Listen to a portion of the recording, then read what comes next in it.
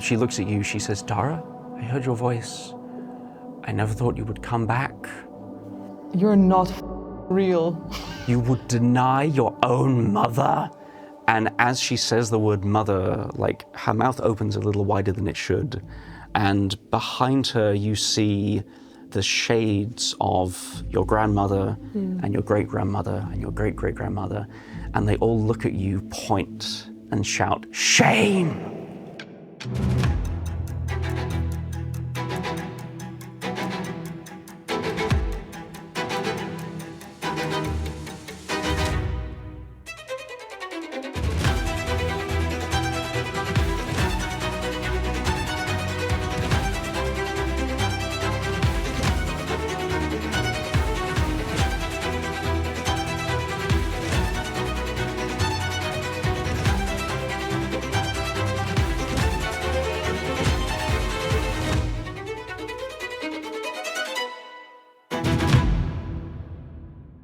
Okay, welcome everyone to this game of the Hidden Isle. It's a game set in the world of Dioscoria, which is an island of misfits, tricksters, and sages who have been gathered here in order to help those who can't help themselves and to study magic and to become more full people in a sort of well-rounded sense. It's an island of magical misfits and all these unusual, colourful characters. And it's a tabletop role-playing game where we use these beautiful cards instead of the dice. So, without further ado, let's get straight into the oracle scene, the scenario divination. So, we have gathered our agents of Dioscoria here. You are in an octagonal tower room overlooking the bay of Dioscoria. The Seer, a young magician that you already know. This is Ivar from your character creation. Ivar is a Seer's apprentice, and Ivar, a little distracted, a little unsure of themselves. This is the first divination that they've done. They pull the cards and they reveal to you the Hanged Man. This is the adversary that you will be facing in the mission. The Seer explains, Ivar explains that they kind of see a vision of a creature that parasitizes everything that it touches, that sort of sucks everything dry, much like this character is being kind of hung from this tree and kind of drained of their life force. So your adversary is a very sort of dehumanizing threat. Next up is the stakes. So the stakes of this are with the Fool card. The Fool is usually like a positive card about being childish and open to new things and curious.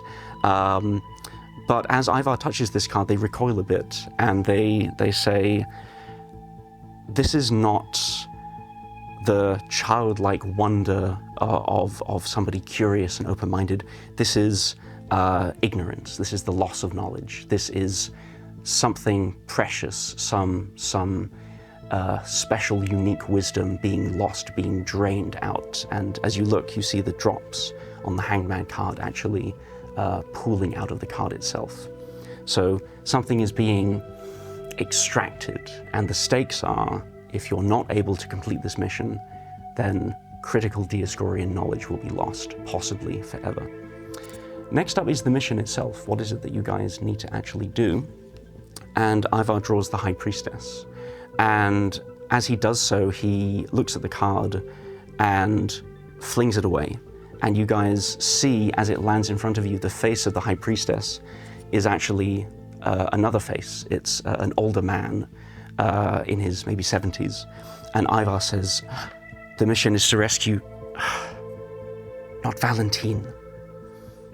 And anyone, I think you're all fairly new to Dioscoria, or so you don't know who Valentin is, but he's this important seer in the kind of institutions of Dioscoria. This is the kind of job that he would normally do. So Ivar, now fully shaken, seeing the way that this spread is working up, Ivar says, okay, the last card is the lead. This is the first clue of where you need to go in order to to begin the mission and understand where the fates will take you.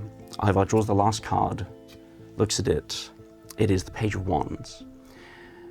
And he doesn't fling this one away, but he looks at it sort of meditatively and says, okay, the lead is me, and I have something to tell you. Pray continue. So before we get into it, I'd like you to introduce your characters a bit. So it's currently like evening in Dioscoria in this beautiful sandstone townhouse. The architecture is sort of has this Moroccan mosaic style.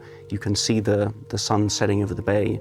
I'd like everyone to describe their character and also tell me what were you doing before visiting the Oracle. So we'll start with Dara. Yes, so I'm playing Dara, which is the class Swindler, and it's sort of a trickster character. And Dara is fairly new to Dioscoria. She came here looking for a place that kind of greets her with open arms. She wanted to leave her home because, in her opinion, they were all too close-minded, which is something she never wants to be. And I think before the Oracle, she would just be at the place where she's staying, and she would have gone out to the balcony, kind of just leaning over it and taking a good look at the town.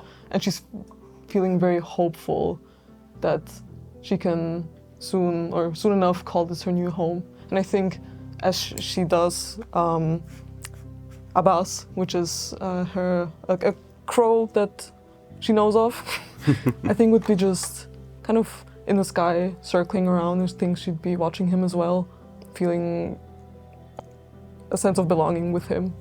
I think that makes sense, yeah. So you look out over not just over the bay, but over the whole city, Yeah. This place that could be your home after your previous home was so toxic and nasty and just didn't sort of accept the rough, frictiony bits of you, Yeah. you know.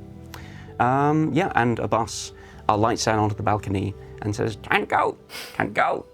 And you head off to the Oracle. Yes. Yeah. What is Georgi doing just before this? And who is Georgi? Well, Georgi Bartoshvili is an old Georgian scoundrel and outcast from the ancient kingdom of Georgia. He has been engaged in a bloody feud, paying and taking the blood price in retaliatory actions, resulting in many, many deaths. And this is why he eventually had to escape the Caucasus. And he ended up with an agent of Dioscoria in some bar in Istanbul, who then brought him to the island, promising him that he can actually still do good in this world. And this is what Georgi is here for now. He's trying to change for the better. And as usual, before anything would happen and before anything can happen, he had a drink because he's an alcoholic. Excellent. Yeah. So there's a bar in this sort of area. I think maybe you've been going to each bar in turn, sort of getting a feel for each of them. Of all the rum. Exactly. Like, what are the slight differences in rum quality versus this port or this beer or whatever? So you head out from your bar to the Oracle. And can we hear a little bit about Six as well? Yes, so I'm Six and I am an illusionist from the Northern Lands, where I never felt some kind of belonging, and I struggled to know where and what I am doing, leading to some complicated encounters which made me leave town and land in Dioscoria, where I'm basically kind of trying to do the same. I'm trying to find some way of belonging and even maybe finding out who I actually am. And just before going to the Oracle, I was having a wonderful meal at one of the local establishments, making use of my full illusionist's powers, trying to find some background information. And now I am meandering the bay and looking at the sunset, having a calm moment. No expectations of what will happen at the Oracle. Just like step by step. Winging it, step by step. And the other interesting thing about Six is that you, if I remember, you seldom go by your normal form. You're an illusionist, so you can look pretty much however you want to. So it's an odd question, but like, who are you wearing? I am right now just wearing the clothes and styles of a regular dock worker, having a break. Excellent. Okay. So we head to the Oracle, which is this private sandstone townhouse, which is like an octagonal tower that sort of rises all the way up. And when you first enter, the lamps are being lit on the ground floor. There's a grand sort of staircase up. And Ivar, your contact, is there. Can you tell me a bit about your relationship with Ivar? I think I met Ivar not too long ago, and he's kind of like my classmate. We're both trying to learn magic. We're both spending our time as apprentices, kind of, in Dioscoria. And like trainee agents. Yeah, trainee agents like that.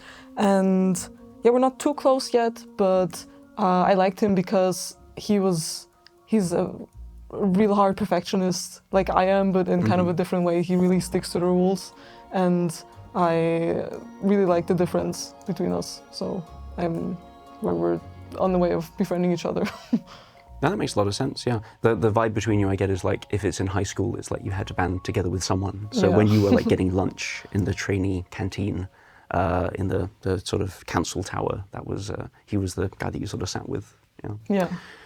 Yeah, but today he seems kind of nervous. Like usually he will be very enthusiastic to see you, but it's like something is clearly on his mind.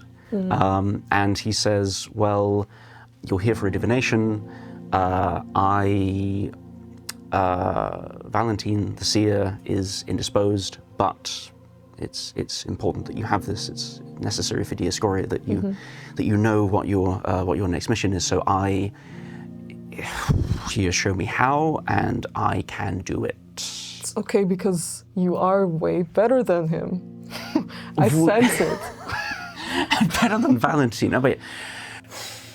And he goes somewhere in his mind for a second and is like, well, maybe from a certain perspective that might be so. Exactly. I think you can offer things that good old Valentino already forgot. That's knowledge that he's already lost way back there somewhere. You're all new to the game, and it's gonna be okay. Okay, I got this. And to be young. Yeah. And have ideas. And he leads you into the sort of first floor, like the floor above the entrance hall. This sort of smoky, incense-filled room with sort of low candles, and performs the divination for you, where you learn that there is some enemy that is capable of parasitizing or draining life force somehow, that this risks destroying Dioscoria knowledge, that the mission is to rescue this somebody who's being victimized by this creature, who is Valentin, the Seer, and that for more information, though Ivar is kind of aghast as each of these cards line up, he's like, oh my god, it's me, oh my god.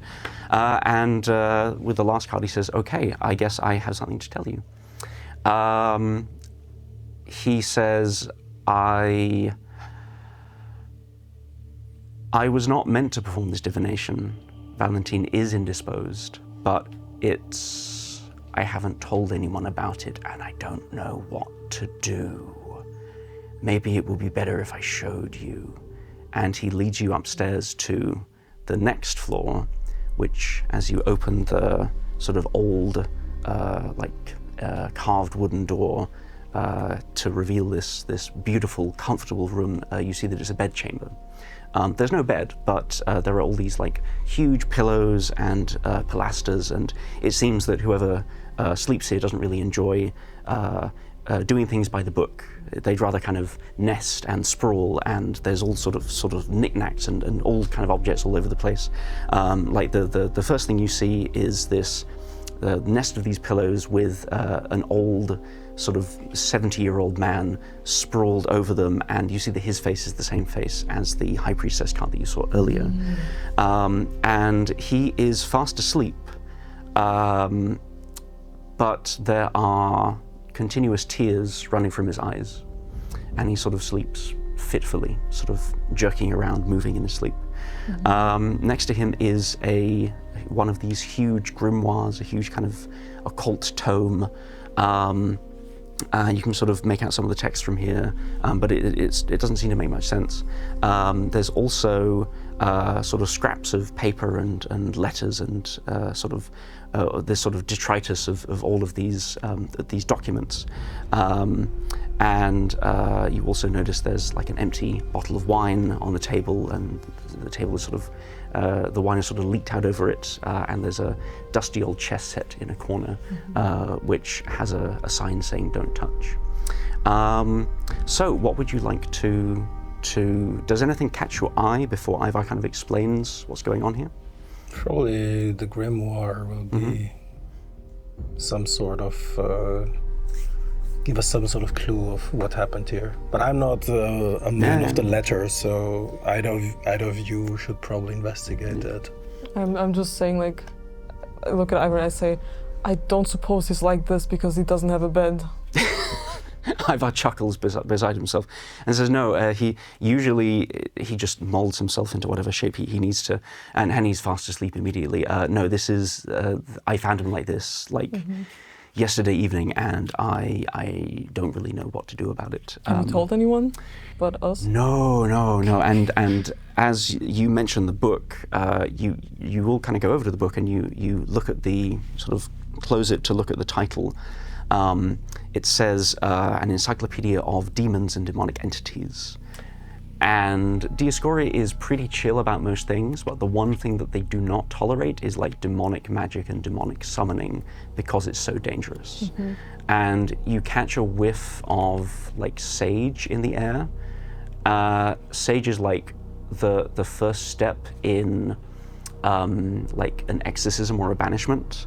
And you realize that Ivar has not told anyone because of this demonic like element. And the sage is, Ivar sort of hurriedly sort of rushes and like covers a stick of incense that's been burning. And you realize that Ivar has maybe been trying to banish the demon using the meager tools at their disposal, because they are not like a professional demonologist, they're just, you know, a trainee apprentice. But the other strange thing about the book is that the title is clear and ominous, but you turn back to the page that was open, and Georgi, can Georgi read? Probably, it's been around the block. Okay. You see a legal document about sheep farming, and you look back at Ivar to ask why was he, and then you look at the book again, and it's a grocery list. And I don't know how often any of you dream, but in dreams sometimes you look at a text and it says one thing and you look away, and then it says another thing the second time you look. So something very odd has happened to just this one page. The rest of the book is fine, but this one page is somehow kind of dream scrambled. And we all noticed this. Yeah, me and Six as well. Because you kind of get up closer and it's like, it says different things for each of you. You know, for you it's a letter from your mum and you're like, oh, fuck. But every time you look back, it's different. Probably that's an affair that you should investigate, because you're the one with magic proficiency here. Have you ever seen something like this? I have in fact not. In my village we did not have many magic users. This is all new for me. It's as strange to me as to you. I think it's really strange. I flipped through the pages and I said it's really strange that it's just one page. Yeah, just this one, yeah. Expect if it's a demon and some magic infesting this book, Can the whole book. Is there a table of content? There is, and you can see that the page that is scrambled, it should have been a page about a demon called the Metaphagus. Metaphagus. So at that point, Ivar kind of, he sees that you're interested in the book and he says, that's why I didn't tell anyone, because Valentin is one of the finest minds in Dioscoria, but he does have he has an interest in demons. And I have been trying to keep it on the down low a little bit. But I don't know what will happen. I don't know what the council will do if they hear about this, because this is overstepping even more than he has before. And Ivar, do you know if he had any other books about demons? Yeah, I mean, you look and there's like bookshelves around like some of the sides, and Ivar kind of goes up to one and flicks through and says, yeah, what was the name you wanted to look up? The Metaphagus. The Metaphagus.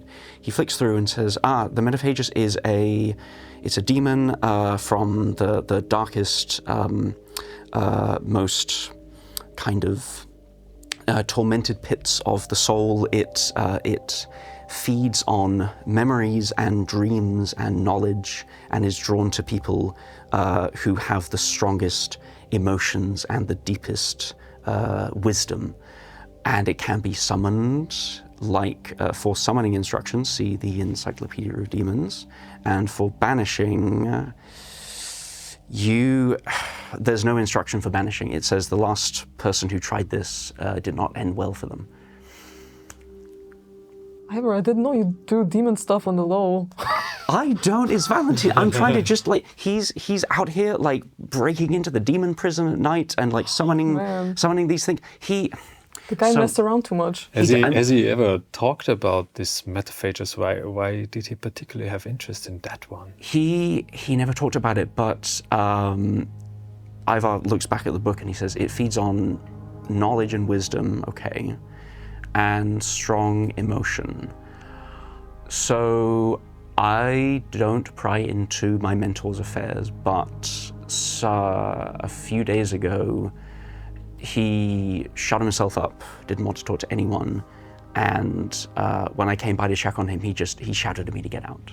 Mm-hmm. And you kind of, and he says, and also like some of these things are this is how the room has been for some weeks.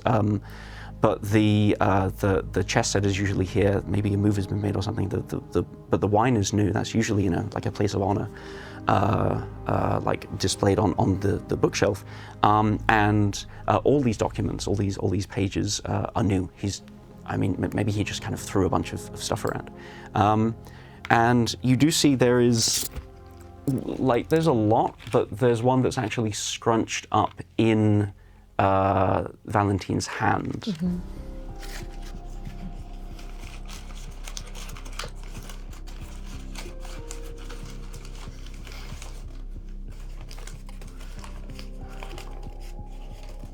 Thank you for reading this, Georgi. What would we do without you? Is this beloved? Why does it slaughter me, I who adored and never learned to hate? I stand amazed and suffer willingly, yet gave no cause for it to give complaint. Thus silently I bear this fierce weight, as my heart melts, consumed like wax in flames. It kills but bids me live in starved estate, loving another while my self-love wanes. Circled around the next passage. What need to kill me? He who loves in vain need not be killed, he is already slain. How bitter your words taste now is noted with He wrote that. Yeah. No, that could be his thing. Mm-hmm. This is some English bard's poetry, I guess. Oh, it's actually it's not in English. It's just that because you're from Dioscoria, you've learned the language of Eden. Oh. So you kind of get a sense that this was originally written in French, but it's automatically translated through the magic of the island into something you can read. But yeah, Ivar looks over it and says, this is I know this from somewhere. He read this to himself sometimes, and that's his handwriting at the bottom. So obviously we are dealing with some sort of profound emotional issue regarding love. Was he any close to any person of late? Yes, he has a lover called Maurice from Lyon, from France. He came to visit every 3 months or so. I haven't seen him lately, but that's not unusual. But maybe it's something to do with that. And he goes back to, he searches through the book a little bit more and says, there is the section on how to banish the Metaphagus says, the last person who tried it didn't go so well, but it does say that there is the only hope that you have of banishing this kind of demon is to, it induces like a dreaming sort of coma state. and the only way to save the person who has been targeted is to enter their dream. And as he says this, Valentin sort of moans a little and rolls on the pillow. He's clearly in distress. But Ava says, yes, I know how to do this. I've learned how to do this. This is part of the training, how to enter the mind of another. With these books, with these cross references, I think I can do it. I think you can get inside. So Maurice is not on Dioscoria. Maurice is not on Dioscoria. He visits every 3 months, but he lives in Lyon. Are we thinking this is a letter? Maurice, Ivar mentions also Maurice is a poet, so this may well have been one of Maurice's Is poems. there something on the back? No. Is it? No, that Okay. was just... Because he circles something, right? Yeah, Almost like he's talking to the person. I cannot read, so I'm just looking at it if it's interesting. What did he circle? What needs to kill me, he who loves in vain, need not be killed, he is already slain. What need to kill me, who loves in vain, need to kill me, he is already slain. Maybe Maurice died. I was thinking he's trying to see him again. Well, obviously he now loves in vain, so there's either the relationship went sour or the relationship was somehow interrupted in one way or other. This is why this person is suffering. And then they bring forth a demon from the darkest pits of hell that consumes emotions. So Maybe he's trying to get rid of his pain. maybe he tries to get rid of his pain and swallowed more than he could chew. So I would walk next to Valentino and just do the can you hear us? Trying to see if he reacts in some way. Kind of jerks a little bit, but maybe he can hear you. But I mean, the problem is that when we now go to specialists in that regard in Dioscoria, then we'll doom this man to exile. Because he committed one of the few crimes that you can actually commit, so... You probably as well, because you didn't tell anyone. Yes. Ivar has been sitting on that for a while, you can tell, yeah. Well, That that's was- something that you could still, no one knew that he was discovered now. Yesterday, it could have also been now. We can also kind of find a way out, but we should give it a try to somehow break the spell.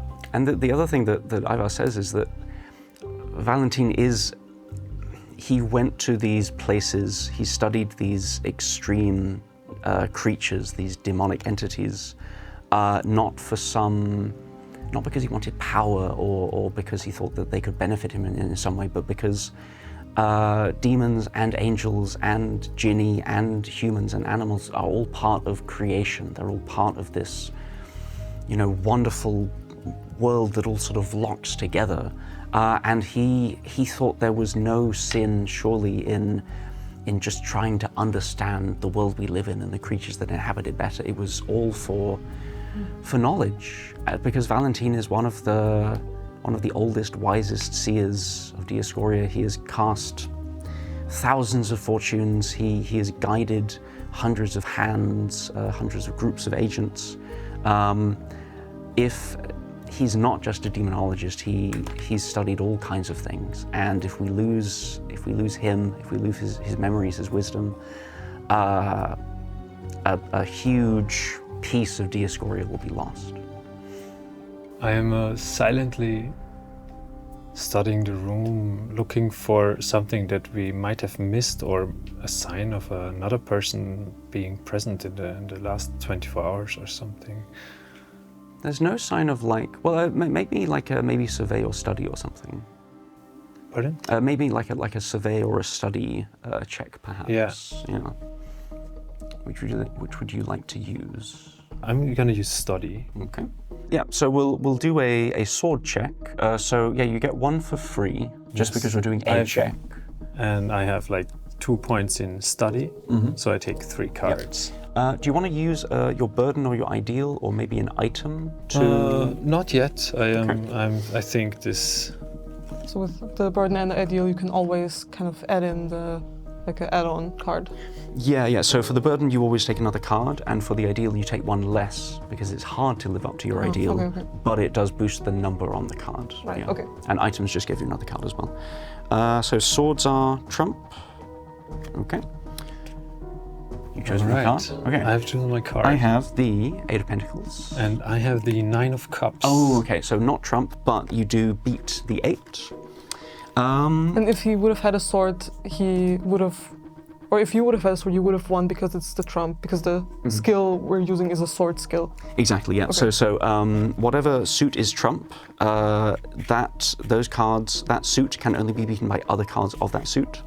And this was a sword skill, so swords were trump. So because you only beat me with a non-trump card, it is a mixed success. So you don't see any evidence of like any other person having been in here.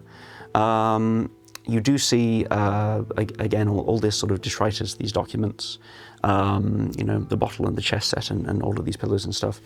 I think there is one thing that sort of catches your eye, which is that there's, it's quite warm tonight, but a fire was stoked in the grate, and you see some papers have been burned, and there's one sort of fragment of paper that has been sort of that escaped the flames right at the edge, and I think it says,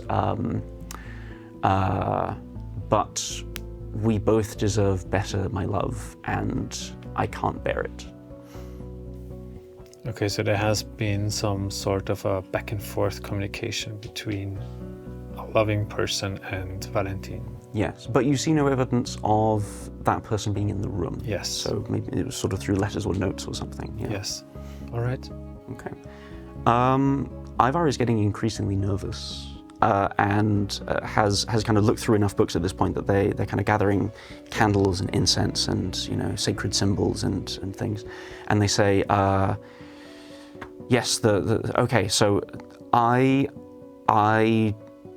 think I should remain outside in case something happens, because it would be, the worst thing would be if you guys enter a dreaming realm and then there's nobody outside to explain what happened or to seek help if you stay in there too long. But and Ivar kind of lights a candle and sort of draws a sigil on the forehead of Valentin, touches the forehead and says, I don't know what's going on in there, but it is very intense, and I sense some kind of a struggle.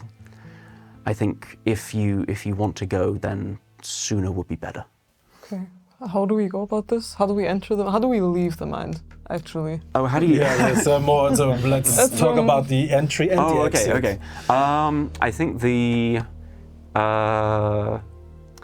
What do you do when you need to wake up? What does Dara do if you're having a nightmare? I think she blinks really hard and then kind of bolts awake. Okay. That should do it. Okay. Yeah. If there may be, Ivar warned you, there may be other magical factors in play, but at the end of the day, this is a dream. We treat it like a normal dream. Yeah, probably. Cool, I Yeah. think. Right? Yeah. Is there any other way to get rid of the demon? Because back in Georgia, in some villages, we would just crucify people with the head down and then wait for the demon to leave. Is that also an option? I mean, I don't have a crucifix here, but I tried the sage. I was kind of hoping that would do it, but looking through the sort of details or the metaphagus from these other books, it seems like, because it's like an internal demon and it's kind of it sort of entwines itself with its victim, it seems like those kind of folk remedies, I don't know, they might help, but You can't torture it out of the body. no, you can't torture it out of the body. No, that will only give new memories and new very bad emotions for the thing to eat, and that would not be a good solution, I think. Yeah, no. Also, I want to try flying. Careful what you wish for. So the other extreme would most likely also not work if we induce love and find Maurice. I mean, once you're inside his mind, maybe that would sort of, that might, if we assume that this is happening because of an emotional trauma, then maybe that will help. Iva, But the demon is still in there. do you have an image, a painting, or something of Maurice so I can mimic him?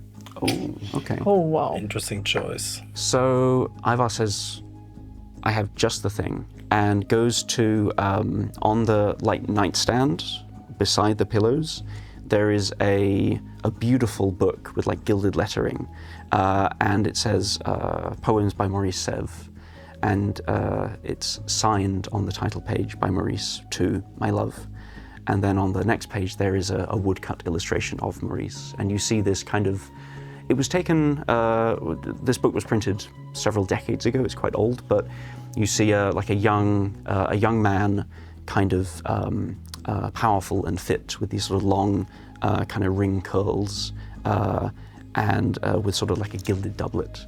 He's clearly one of these, he has a sort of romantic, boisterous air to him. I immediately change into the image of Maurice and ask you, Iva, how well my illusion works to you. How good did I I'm very interpret amazed by the the process. image of Maurice? Do you have the ability to do that? Just remind me. Is it? You have Mirage. I have Mirage. So yeah, Mirage. I think ideally. Okay. So there's another ability that's sort of better for this, but I think with Mirage you can say, yeah, this can fool the sight, and so you Yes. can kind of put a veil over yourself that way. He kind of looks you up and down and says, that is uncanny, because Valentin had a visitor. I was still new then, but Valentin had a visitor a few months ago, and he looked like that, but that guy's father. Well, So it seems that's his young version Yeah. that you changed into. So I could maybe induce a memory of Maurice if I look like this. yeah, Yeah. I think that makes sense. I think you could definitely do that. I will keep that in the back of my head. Okay. So are we ready to enter the dream? Is there still wine in that bottle? A little bit. I'll finish it, Okay. and then I'll It's take the finest vintage you've ever had. Then I'll drink a little bit from my rum bottle, half of it to be precise, and then I'm good to go. Okay. So you, Ivar tells you to kind of sit in a semicircle around Valentin, and he says, okay, place the candles, I've anointed the subject. The last step is we need to ready ourselves mentally. He says, reading from the tome that he's picked up, marry your earliest memory with your brightest fantasy. From that marriage, a word of power will be born. When you're ready, speak that single word aloud. Your earliest memory and your brightest fantasy. Together, combined. One by one. One word or two words? One word that kind of sits at the midpoint of those two things. We all say it at once. What is Six thinking of? Forest. Forest. Okay, you say forest, and your attention is, you feel really sleepy, but your attention is kind of grabbed by Valentin's face. What is Georgi's word? Mountaintop. Mountaintop. Same thing, you start dozing. And Dara? Flying. Flying. So each of you close your eyes for a second, and then you open them. And, oh no, I didn't want to draw this one at this point. Oh no. Okay. You swear you only closed your eyes for a second, but you're in a huge vaulted cathedral with white and black chessboard pattern on the floor. These huge vaults up to the ceiling. It's incredibly dark. And the air smells kind of dusty and sandy. And at the very center of this immense, like cathedral space, you see two things. You see like an altar with like a document on it, and you see a set of steps going down into a crypt. What do you do? Let's read the document. Okay. Does it feel any different, like when I look at my hands, when I look at... It feels... Or is it like a one-to-one copy of real life? I think it feels kind of prickly. I think you feel really tense. Mm-hmm. So this is the document that's on the altar. It's a sealed letter Let's Wow. open it and see. addressed to Valentin. Yeah, there it says Valentin del Claro.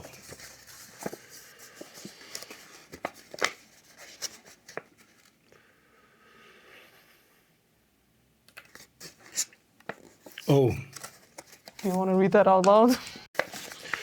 I assume that would make sense. My dear Valentine. Oops. It brings me no pleasure to send you such terrible news, but your relationship with Maurice was an open secret among us. This bitter duty falls to me. Maurice Sceve, poet, philosopher, and my dear friend, breathed his last this morning. He went peacefully, surrounded by many who loved him, but not by the one who he loved the most.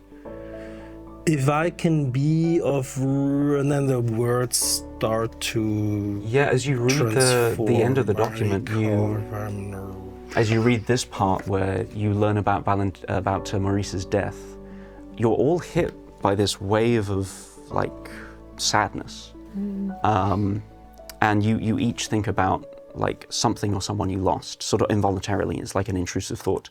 And as you continue reading the rest of the document, it just kind of, the lettering fades away and becomes almost like when you've got bad news and your brain just sort of shuts down.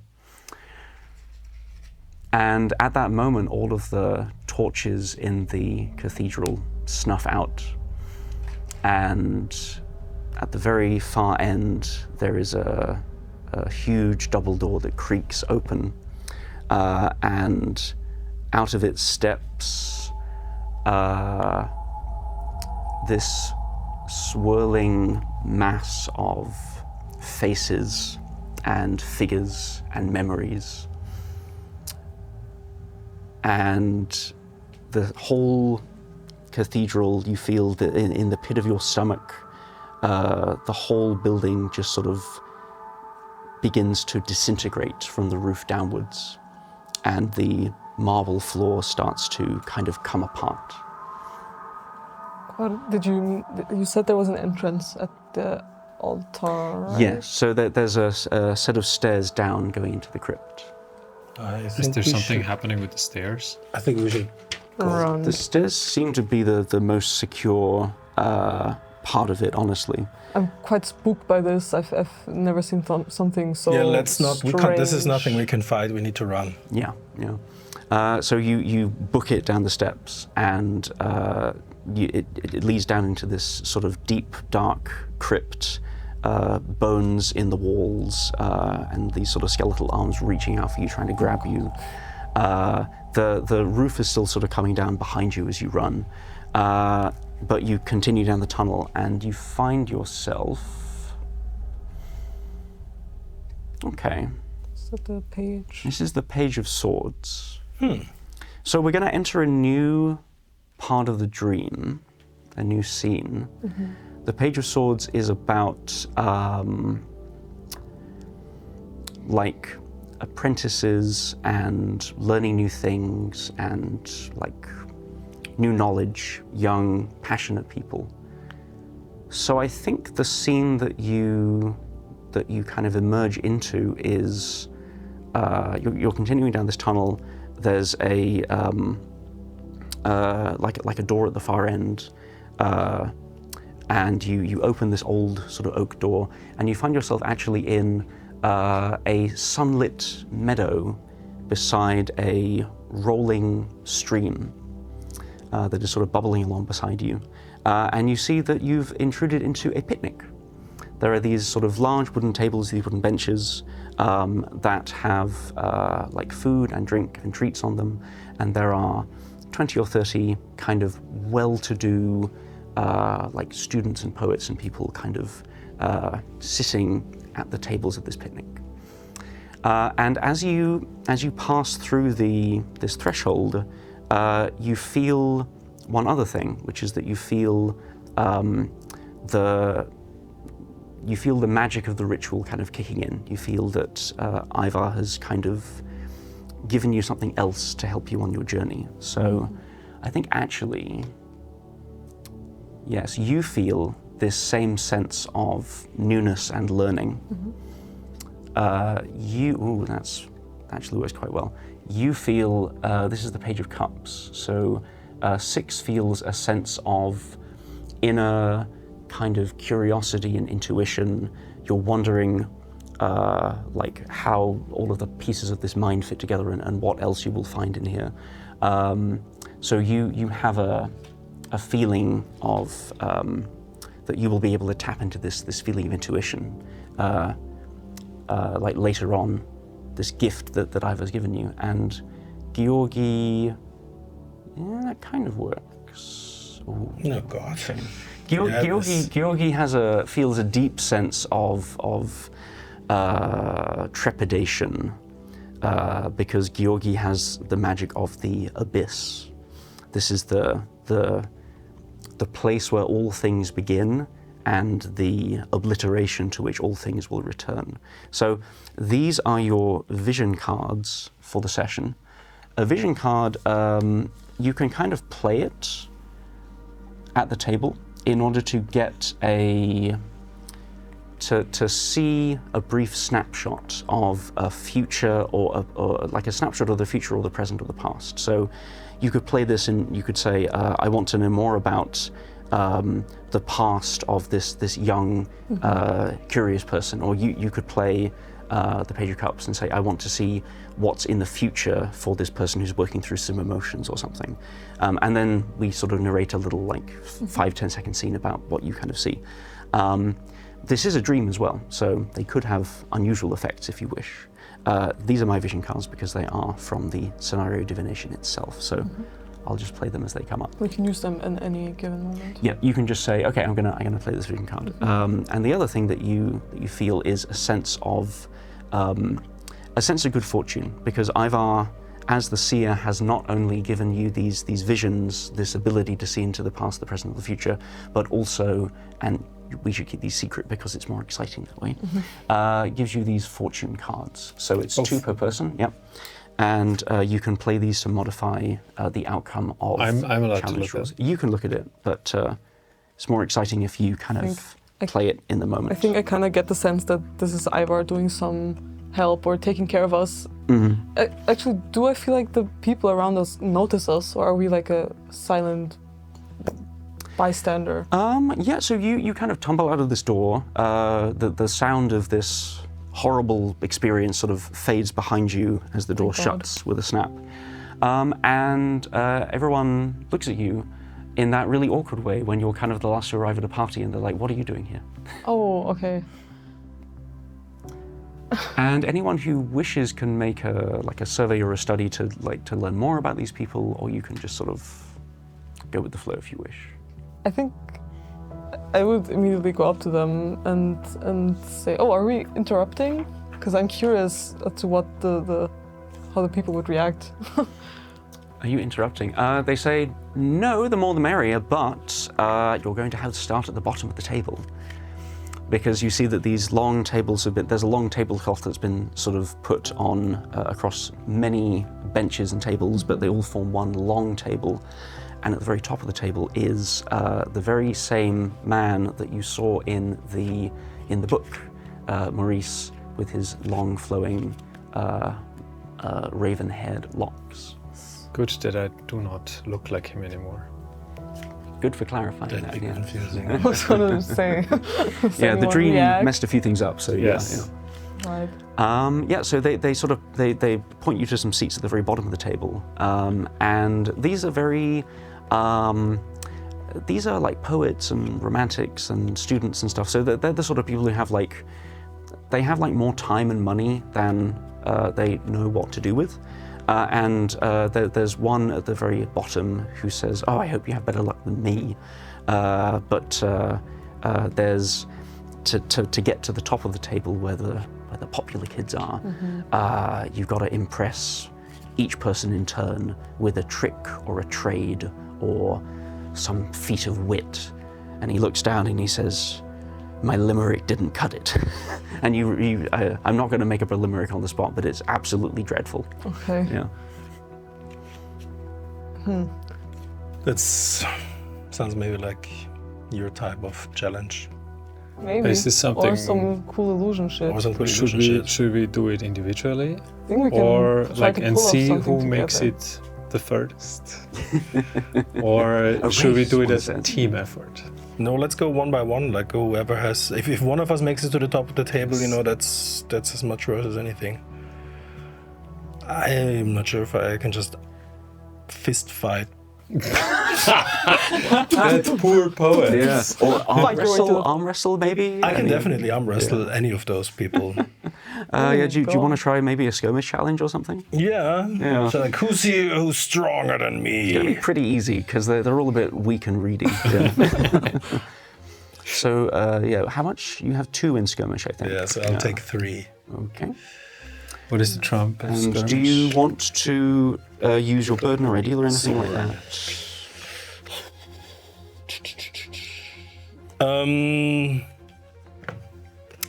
I'll use my ideal.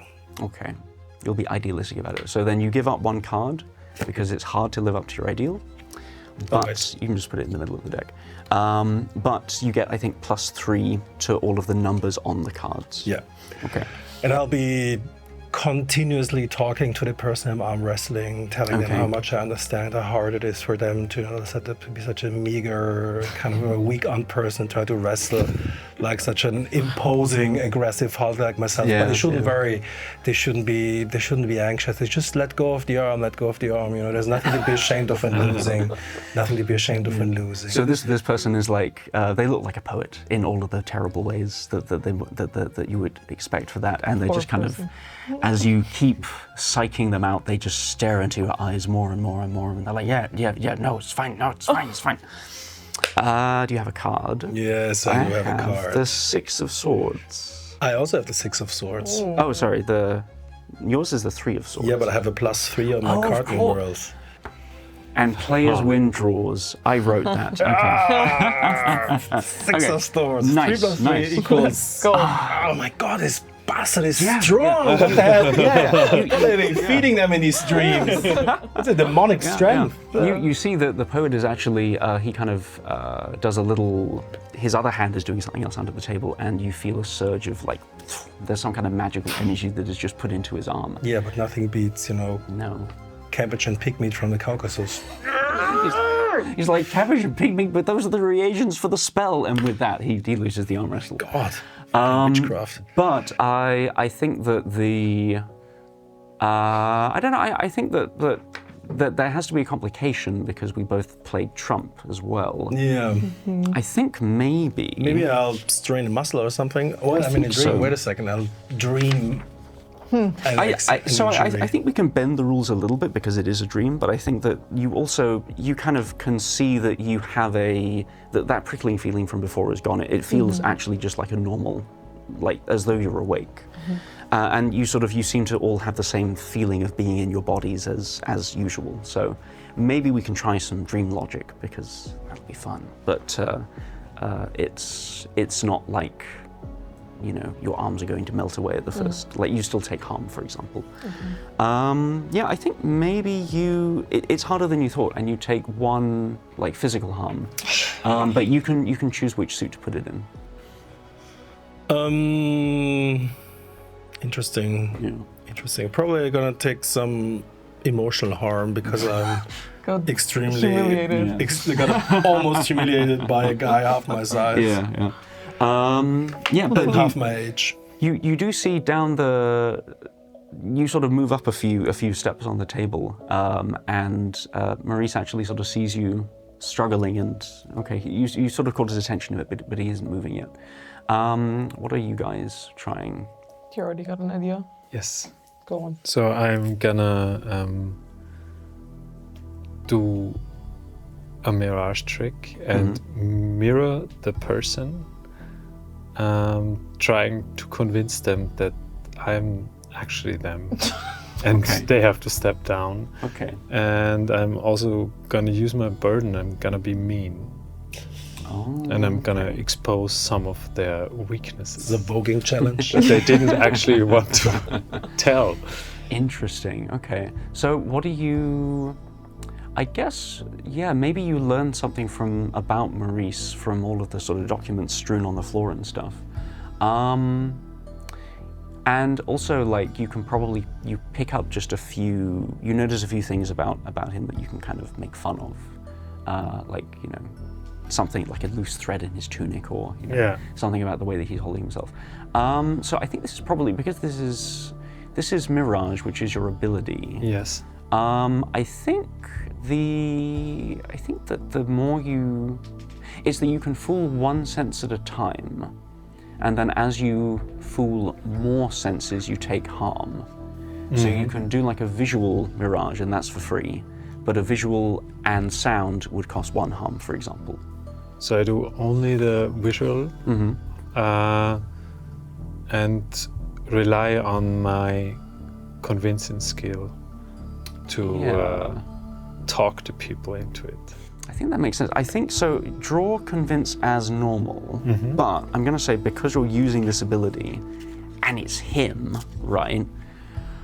I'm going to say draw.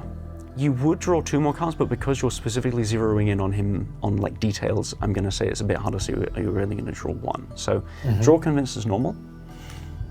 So 2 cards. So you're disguising Suit yourself of Swords as... and my Maurice. burden. And your burden, so that's an additional card. So 3rd card. And then you get this bonus for using Mirage as well. I'm Cool. And I'll say going all in. Going against the host. That's kind of bold. So I'm going to say that's actually quite a difficult challenge. So that's 4 cards. And I fill in 1 burden, right? Yeah, exactly. Yeah. As you use your burden, it makes things easier, but it's your worst self because you're leaning into being mean. So that kind of undermines your, the inner work you're trying to do on yourself. This is convince, you said? Yes. Okay. Sword. Okay. Let's so, see 2, how 1. I am 5 of swords. versus it. 10 of wands. So if anyone wants to jump in with a sword card to change that to a sword, they could do so, but you don't have to. That's a 10 of swords? 5 of swords. 5 of swords. So we just need a sword card. Okay, But so otherwise there's no way to beat it. do I need to use some abilities, or can I just explain what I'm doing and jump in? Oh yeah, if you're just playing a fortune card, then you play that card once, then it's gone. Right. But you get to narrate how you assist. Yeah. And you're trying to convince him that... Yes, You're I'm starting him. to sweat.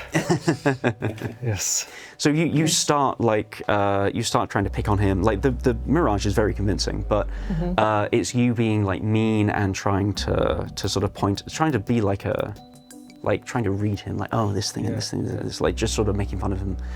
He kind of, there's something about that doesn't quite hit right.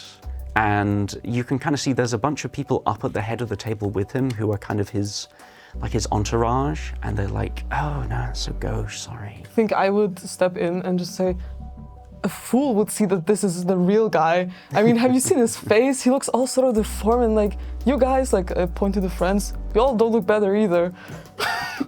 So you're just sort of doubling down on making fun of them, trying to add weight to it, yeah. They all go, oh, touché, and they kind of melt away a little bit, yeah.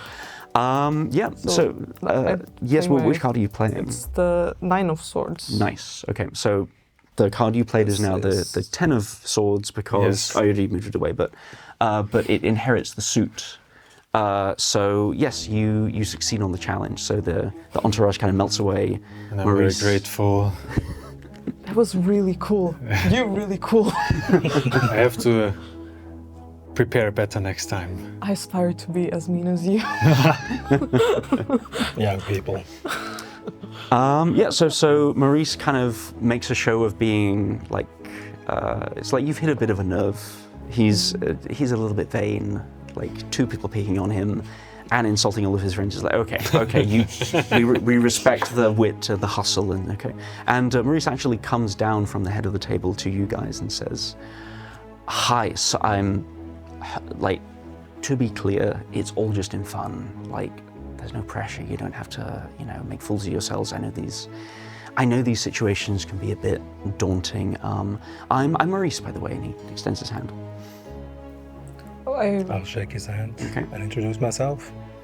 And I still am Maurice, so I also say, hi, I'm also Maurice. Good. Very good, very good, very good. But he pulls you in and says, "But there can only be one." Yes. The one, the true, the original. He says, "Well, welcome to the picnic. These are the students of the University of Madrid. We're all very flamboyant, loving individuals who are keen on life and enjoying ourselves and the pursuits of joy and love and all these things." Speaking of the pursuits of love, and he sort of looks down the table at one of the figures sort of at the very bottom. Maurice says, "What do you know about that fellow?" And you realize he was kind of hunched over and sort of quite shy, but this is a young Valentin. I see. What do we know about Valentin? Have you talked to him before? No. And you see, like, he's a very flamboyant, individual, but when you have a crush on someone, it can be, you kind of lose all of the bravado that you have in normal situations. He says, "No, I haven't. I've been, but when speaking won't do it, you work on a poem," and he sort of pulls a sheet of paper out of his pocket, and you see it's actually the same poem from before, but it's like, it's been penned today. He's like, "I was thinking of, like, maybe this is my way in, but if you guys know anything more about the guy, like Well, I can say that from what I heard about him, that he is a person who loves a good read. So I would definitely encourage you to give it a try." I think that's a really good idea. Okay, And if I'm honest, I think I've been seeing him glance over you. Okay. Like 8 times. Oh, I'm in? Oh my God, okay, here we go. And he walks over and hands the poem to Valentin. I think in that moment, it's like your focus kind of is on this moment of like connection. Valentin kind of looks up and it's like, "Oh, he's talking to me." And we'll move to the next scene, which is something inspired by the world, which is a card of like journeys coming together. I think we see,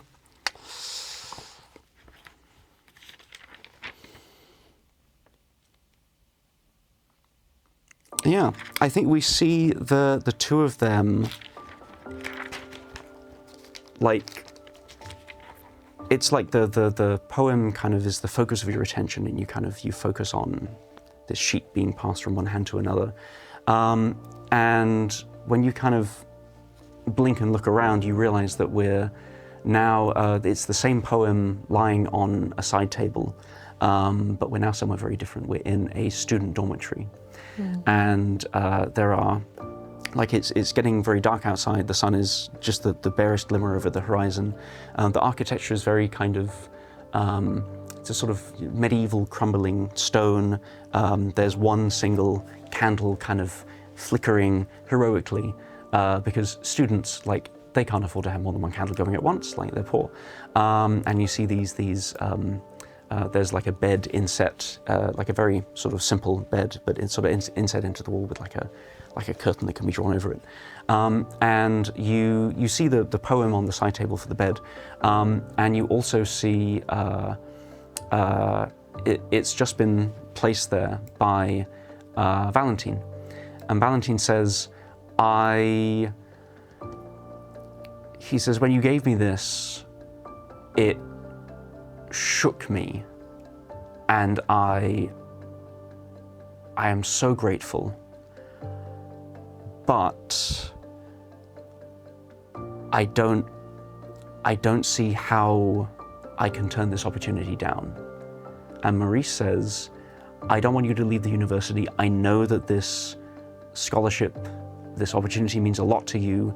I know that you, not a scholarship, but like this like studying opportunity means a lot to you, but we've had such a wonderful year together and I'm not ready for it to end. And Valentin says, but my first love is knowledge. And they look around and they're like, what the hell are you guys doing here? Oh, well. How did you get in here? Hi, do you remember us? Like, Valentin's eyes go kind of like, did you whisper something? Yes, at the picnic. Yeah, the picnic. The picnic, of course, the picnic. Do you still look like him? No. No. Okay, Maurice looks at you and is like, you looked different last time. Well, a little bit. Yeah. And of course, the infamous strongman. Maybe you can. How could we forget? Maybe you can tell them some soothing, wise words. Yeah, I'm still not sure what we are trying, how we are trying to ameliorate the situation, though. Yeah. You know? Like, I think we just need to keep on going into this situation before we can actually start bringing it to a conclusion. Mm-hmm. Like, I don't know what the solution can be now. We just stumble through these dreams for now. Yeah. So as you kind of talk about like what your plans are, what the next steps are, the sun fully goes over the horizon, and there is a shout from the corridor outside, and you hear a cry where somebody says, "Rouse them up! I bet they're together again. We can't accept this. This is a place of learning." And you poke your heads out of the corridor, and you see, I think three scholars in scholars' robes, and one person who's wearing much more elaborate robes with sort of jewelry and pendants and stuff. And they all look very angry, and they're sort of storming down the corridor. And they say, we've talked about this, we cannot allow this. This is absolutely unacceptable. And they're heading for Valentin's room. I'll try to intercept. Oh, okay. Okay. Sorry. You first. You try it first. Let's go. We run towards the door and ram each other's shoulders, trying to fit through at the same time. Like, okay, you go. Or actually, you have a go. Try to talk him down. Oh, Try to talk him down, soothe him. Yeah, I was. Distract them. While you guys are just kind of sounding, I just kind of. Go. I'll go right up to them, and I'll say, "What are you being so loud for? It's in the middle of the night." The one with the big sort of impressive cloak says, "This is my university, I go where I like, and these two are bringing shame upon it." I would tell him, "Is there anything more knowledgeable than human experience? If not sharing ideas and thoughts and emotions?" Where were you in university, 80 years ago? So, always the ageism. This feels like a challenge, and it's going to be a difficult one. Which skill are you using? I guess soothe. I think... I mean... Yeah, it's gonna be... But is it a soothe? Wait, try to calm him I try down. to soothe him in my way. Okay.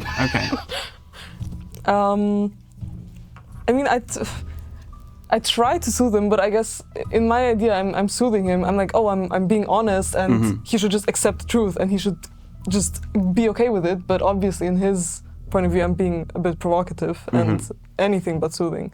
But in my point of view, I'm trying to soothe him. See, I mean, yeah, maybe. So I think probably this guy is maybe not having it, but I think the scholars around him, they're still young and they have a bit more, fire in them. So maybe you could sort of convince the scholars to kind of to let it go a little bit. Can I use the vision card? Yes. Now.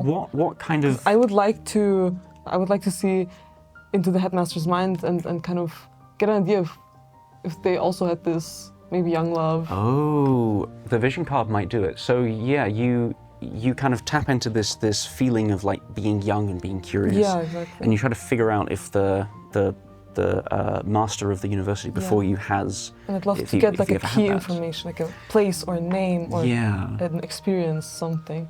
You get a brief vision of like him in. So it's him in the library looking over these very old texts, being very curious and eager and stuff. But you see that he has a companion, a friend, and the friend's name is Theodore. And you just see them sort of giggling and laughing and say, "Oh, but look over here! Oh, what a silly like what a silly like reference to this other thing!" And they sort of read each other poetry, and you just get like a flash of it. But it's this very intense like feeling of joy and innocence. Yeah. I think. Would it be weird to name drop? I mean, you could. Also, it's a dream, so. Oh, so true. I think before he can even start talking, I cut him off and I was like, "Don't you remember Theodore? Yeah. Okay. Don't you remember all those evenings that felt like the most valuable thing about the day? No matter how many new things you learned, Yeah. at the end sharing them with your friend is what meant the most to you." I'm gonna say, so there's a lot of them, so that's gonna affect how difficult it is. I think this is hard because you're trying to talk them down and they were angry, but Yes. go ahead and draw Soothe. So I that's get one for free, and then I have 2 2 for points Soothe. in Soothe. And then I think name dropping is, like, usually you would only get 1, but I think you should take another 2. Oh, I love that. Yeah. And then if you want to use your burden hero ideal, you can, or if you want Do I need to decide now or can I to, look? before the draw, yeah. So I can't look and then decide? No, Right.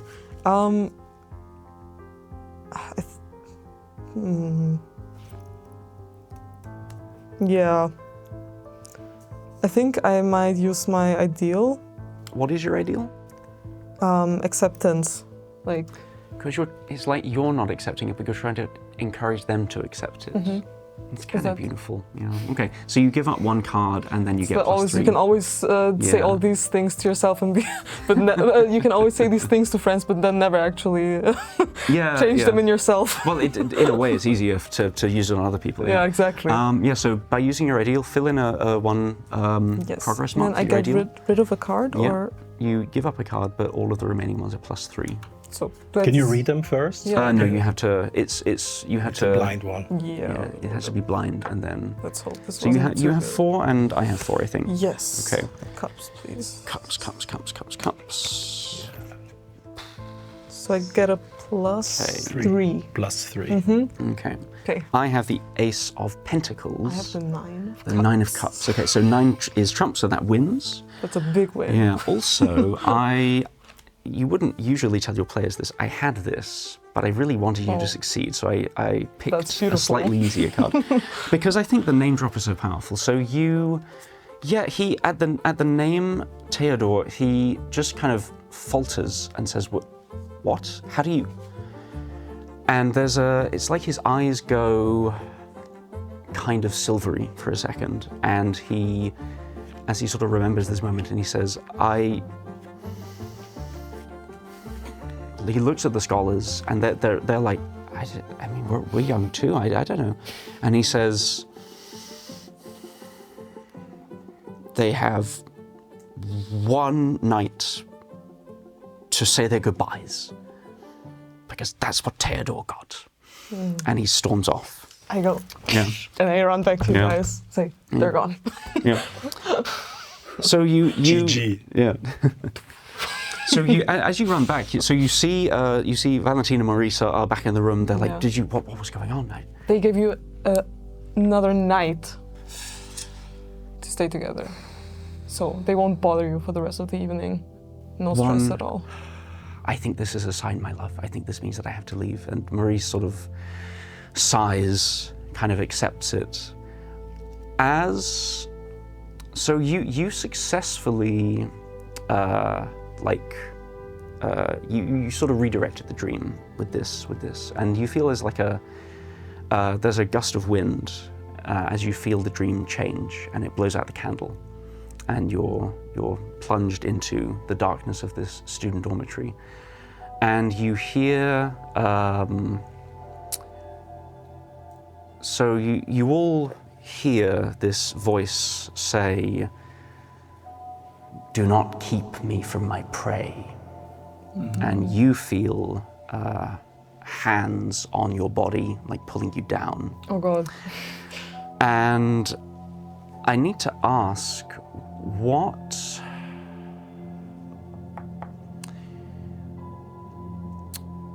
Dara, what is something you deeply regret?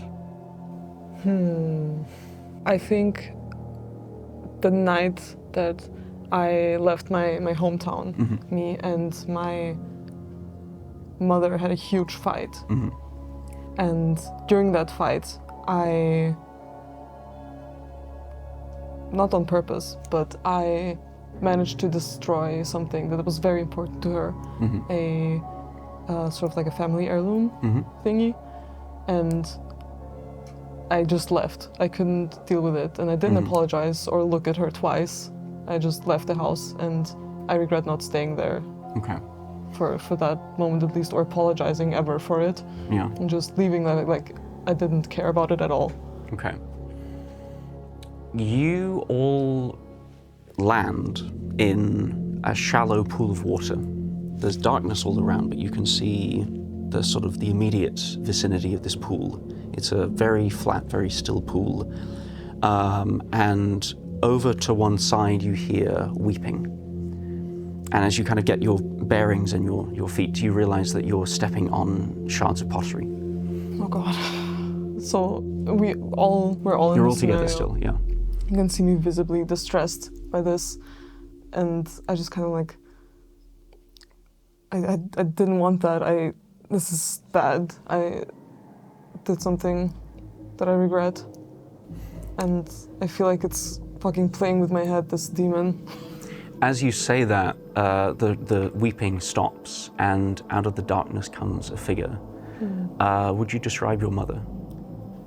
Yes, I think my mother is a very elegant woman who wears like a satin headscarf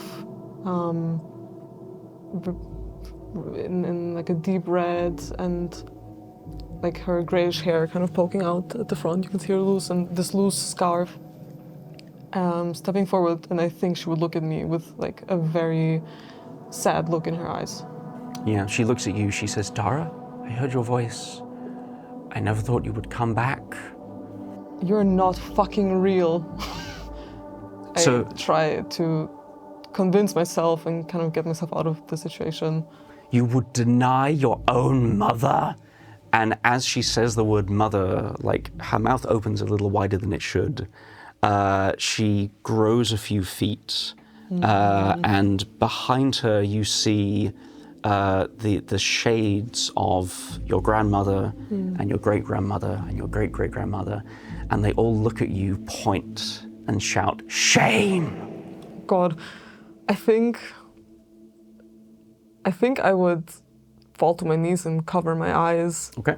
Can I attack the creature? Yes. I'll take my sword out. The mother? Yes, and strike her down. You see, she's growing like new joints and finger bones and shoulders and her... I have to Shoulders say here, as I'm well. very glad we didn't get into your regrets. Yeah. Like this would have been a very, OP. very unpleasant Yeah. experience. But maybe we'll still get there. I'll strike the demon down. Okay, you strike the demon. So probably skirmish? Yes. Okay. Nice. Using a burden or an ideal? Oh, and you should mark that you're using your blade as well from your inventory. Because it turns out, yes, you did bring a blade with you. Oh, there it is. There's the blade. That's fine. Into the dreams. Well, I take my use- blades. I'll use a burden because extreme rage Yeah, okay.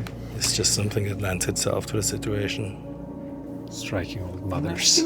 Yeah, I think And this grandmothers will and be difficult. great-grandmothers. Entire family. Yeah. You're striking the main mother, but the main mother. other shades are kind of circling Yeah. and trying to encircle you. I'm also going to say, yeah, she is like Just put mother. It's so Freudian. Yes, I'll give her a 3-point clock. Should we maybe do a more like Oh yeah. blue or I was thinking water, like dark. Like Yeah. So skirmish is swords. Yeah, there we go. I'll use a fortune card. Well, you can play it first and then see if you need it. Yeah. That's good. Okay. So I've got the 8 of Pentacles. I got the Ace of Pentacles. Very nice. So, yes, you do you have like a broadsword or something, or? A scimitar. Okay. So A saber. So you sort of swish your scimitar from, and Taking you. heads and arms off. Yep, and you cut off an arm at the elbow. Then as the blood kind of spurts out of it, you see sort of wriggling these things that look like worms, and you see that it's actually a new set of fingers that are coming through. So we'll fill in 1 point of the clock. She's clearly she's not doing great. We need arms and fingers, but she is, if we don't deal with her quickly, then who knows what will happen. Let's move. Are you still kind of I think I've overwhelmed? seen him like kind of run towards it and see it like fight against the beast, and that's where I kind of like realized back, oh, this is not real. It's a dream. This is not my mother. Burn it Yeah. with fire. And I think I would. Oh, and also, I think you should take 1 spiritual harm, Yes. probably to cups, because this has shaken you. Spiritual harm Yeah, is so just write an S in the cups there. Okay. But just 1. with attack abilities. Do I mean, I have a blade, for example. How would I use magic in this context? So you would use magic by you choose the magical discipline. So probably you have blessing and cursing. Yes. You can try any magic, but you're good at blessing and cursing. Just so burn it. You could try to Just burn it. You could try to curse it, and then it might. Could I bless myself? Oh, that's a good idea, because you are kind of the center of this dream. Yeah. I think.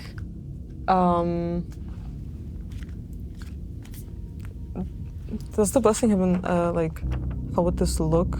I mean, blessing is kind of a loose alter term. their fate and Yeah. fortune. You can kind of bend fate. I think I would, from this pose of like kneeling down, I would like kind of give myself a hug and stand up, and by this hug, let the magic of the blessing flow. Oh, that works nicely, because usually we use the channel skill for magic, because it's Okay. like you're channeling fire or you're channeling a curse or something, but This is all internal. this is all internal, so I think you can definitely use soothe. Yeah. Yeah, okay.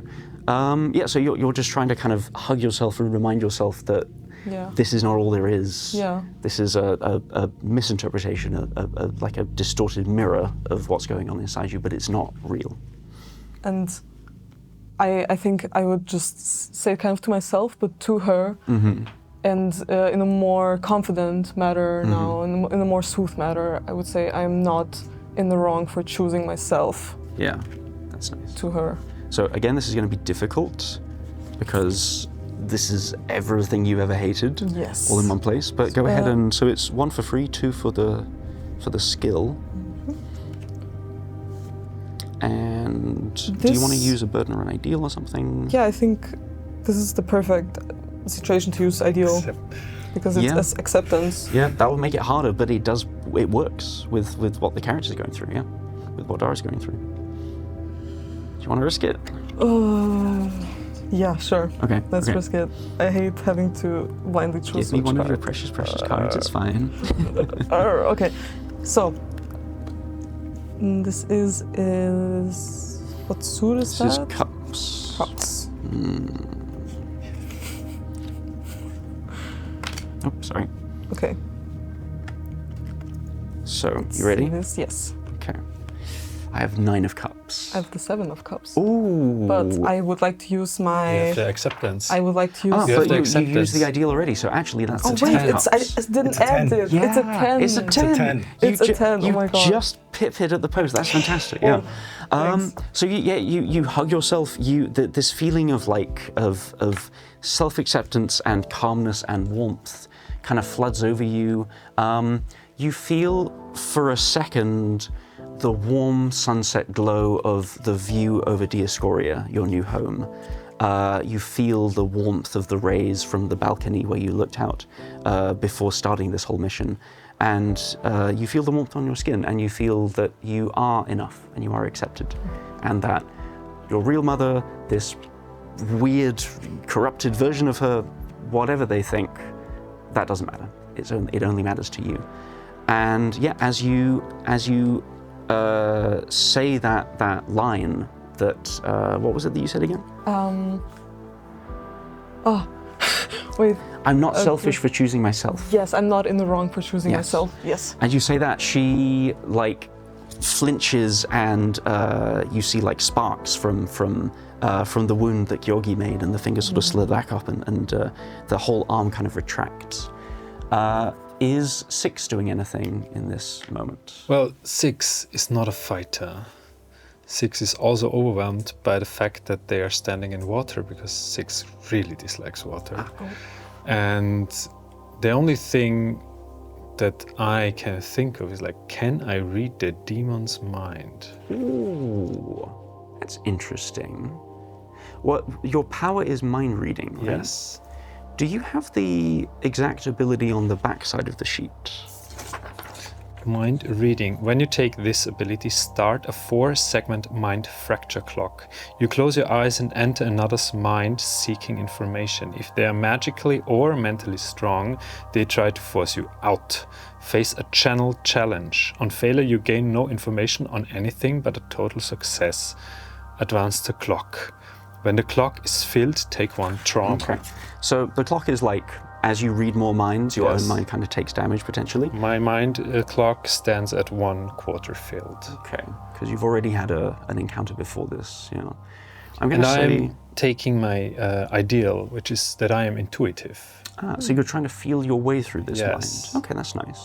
So yeah, go ahead and draw channel. So 1 for free and then your skill. And -1 because of the -1 intuitive. is the ideal. So I take 2.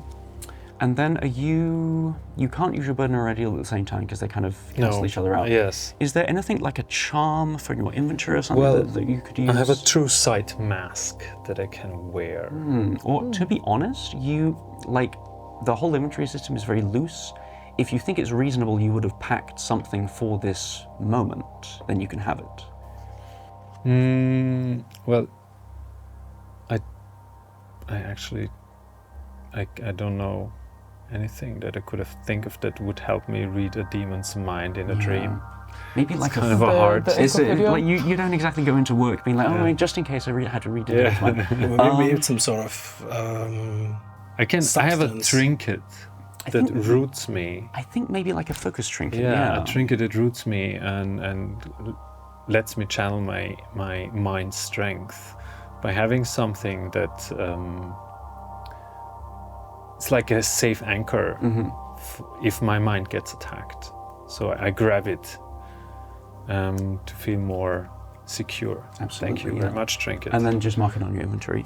Right, so you're trying to read this demon's mind, which is channel, so that's 1. Okay.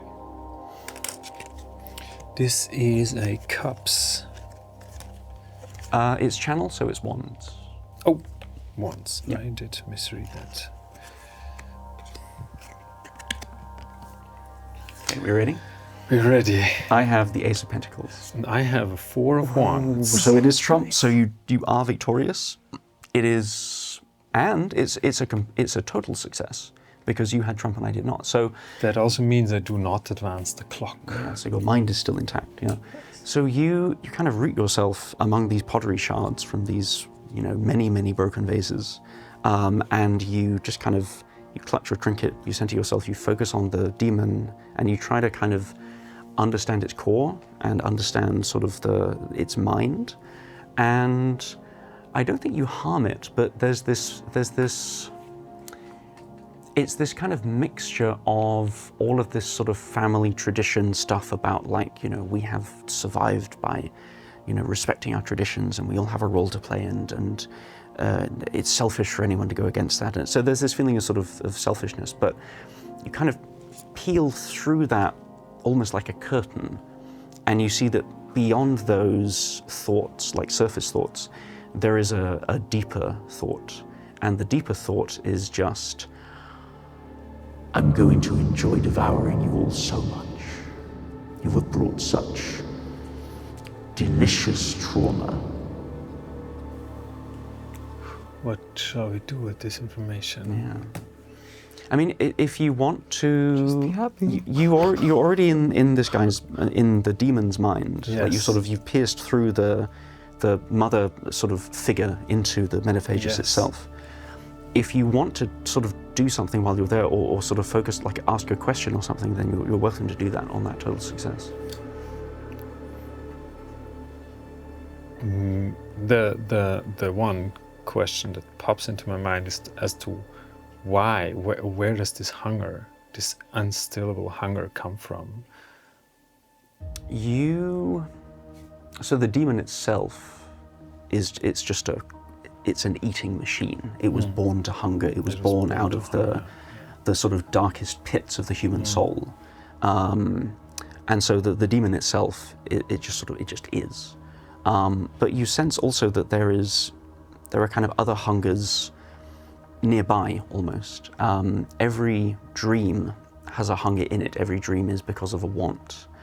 And you sense that this dream, I guess because it comes out of you, like why do we have nightmares about stuff that's horrible? It's to come to terms with it and to sort of to practice fighting it, I guess. And you also sense that there is another need that sort of in this whole kind of dream space, because you are in one big mind right now, you're in Valentin's mind, and the hunger is just to be nothing, to just stop hurting. So I get this feeling, and for all that I've witnessed in this situation, what has happened, I yell to Dara to say sorry, to say it, to say it now. Before any of you can act, I think the shades are going to kind of encircle you further and come closer because they haven't sort of had a chance to do much yet. They're not as fearsome as the mother, but there are lots of them, and they're sort of insubstantial. They seem to be made of this sort of watery mist, and I think one kind of rushes towards you, Dara, actually, because you're sort of the heart of this, and goes to, like you're wearing like your coat full of trinkets. You've got like hair that is like unbound. I think she just kind of latches onto you and tries to sort of rip you apart to sort of deprive you of these symbols of your independence. How do you respond to that?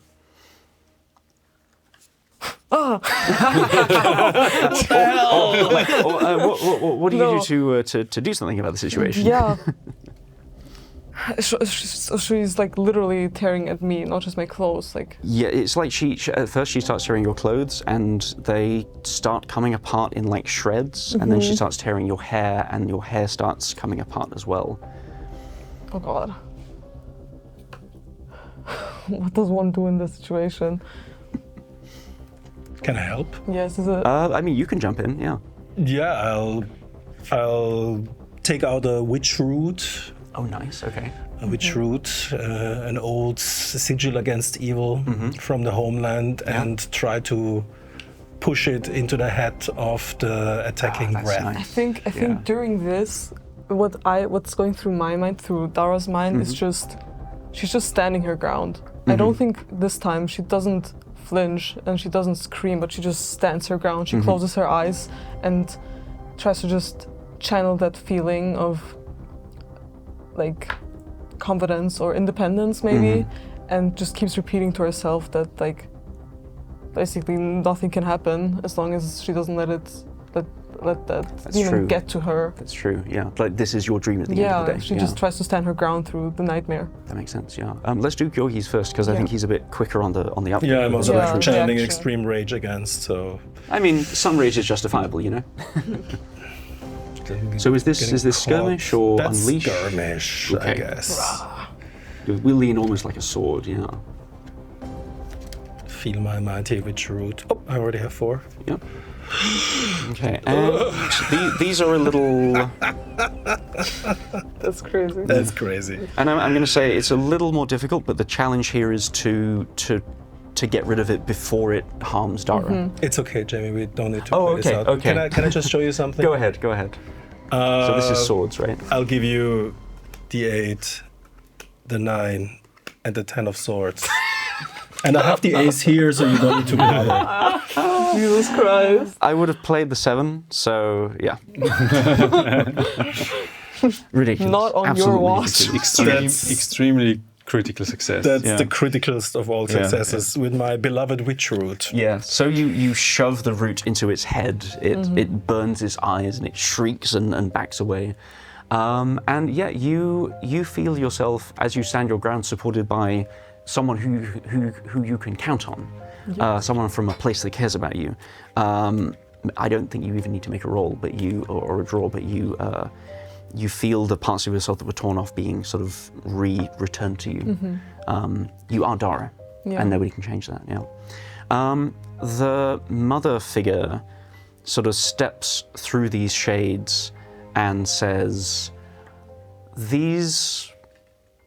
you may shun tradition, and you may claim that you can get by on your own, but I made you, and I will unmake you. And she's going to just like pounce on you and try to sort of suck your essence out through her fingertips. I have a truth-bending mirror. Ooh, do you want to jump in and use that on her? Yeah.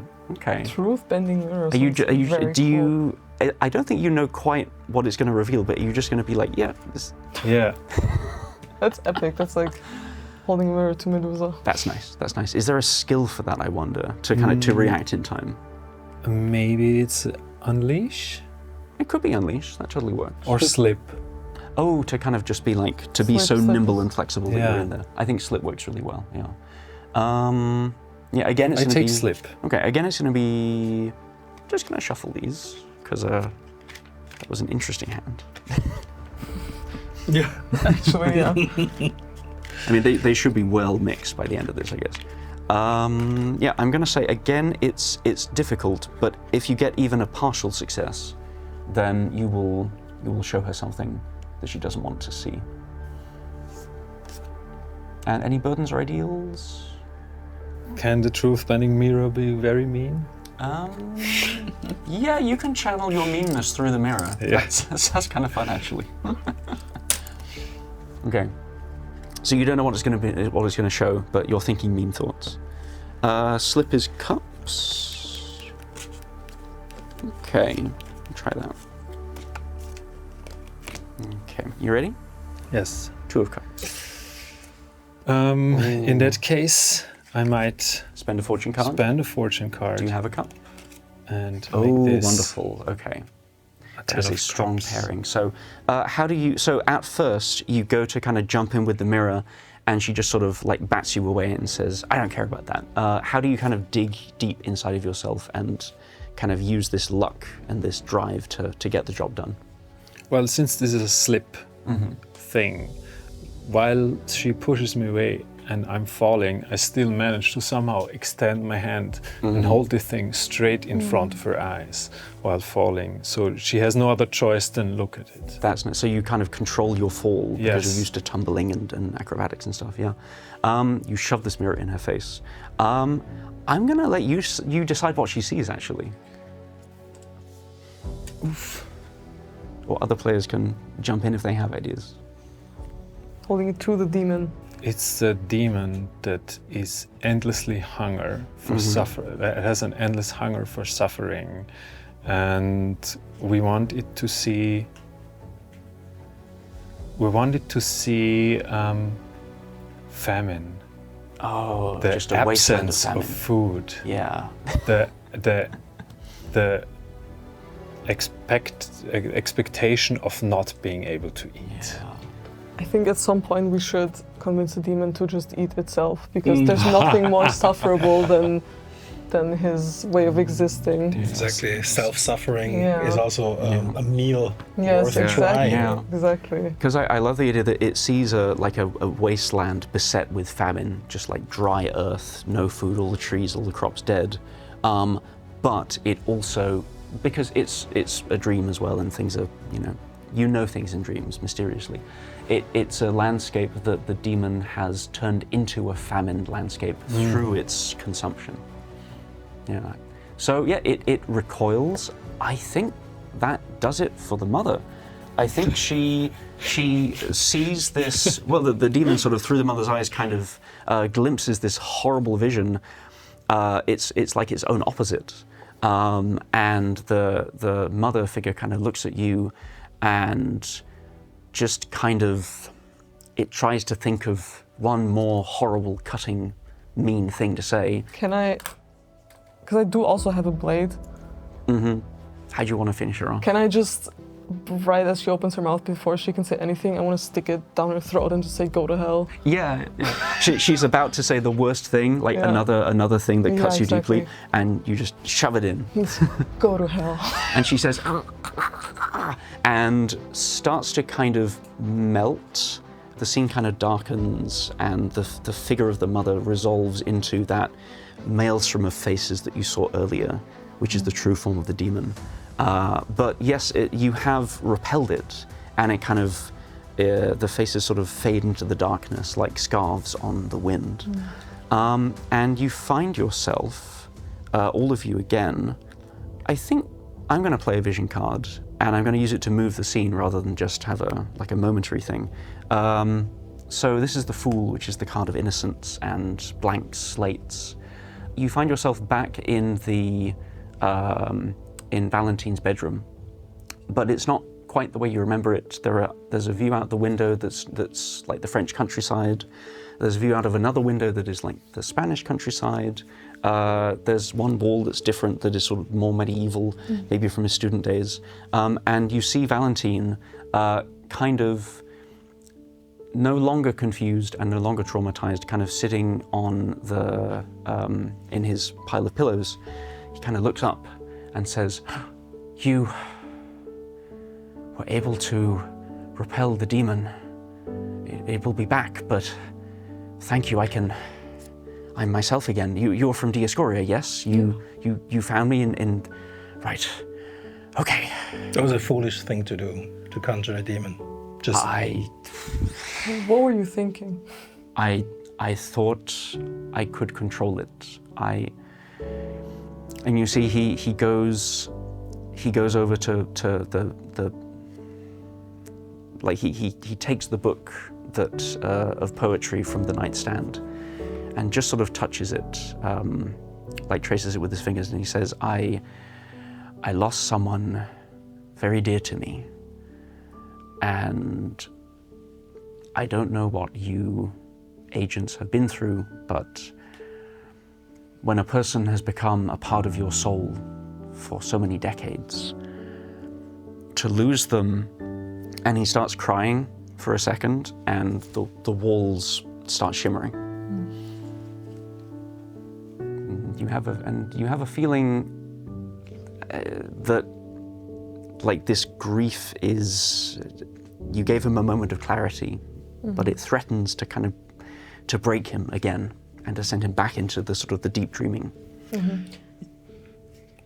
We need clarity to come to a solution here. Like, if he loses his shit emotionally, the demon will be upon us in a moment, and then we're all effed. Yeah. So maybe calm him down, talk him out I a was bit. thinking too. I think I wanna like put my hands over his, and I'm able to not be affected at all by his emotions, even though it deeply pains me to see someone in this condition. I stay stoic, and I look at him in a compassionate way, and I tell him, these memories you've made, Not even death can take these from you. And I know it's hard, and I know you want to go back, and I know you'd do anything to be back there. But something kind of flickers outside the window for a second as you talk about memories being made. I think this is a soothe challenge. yes.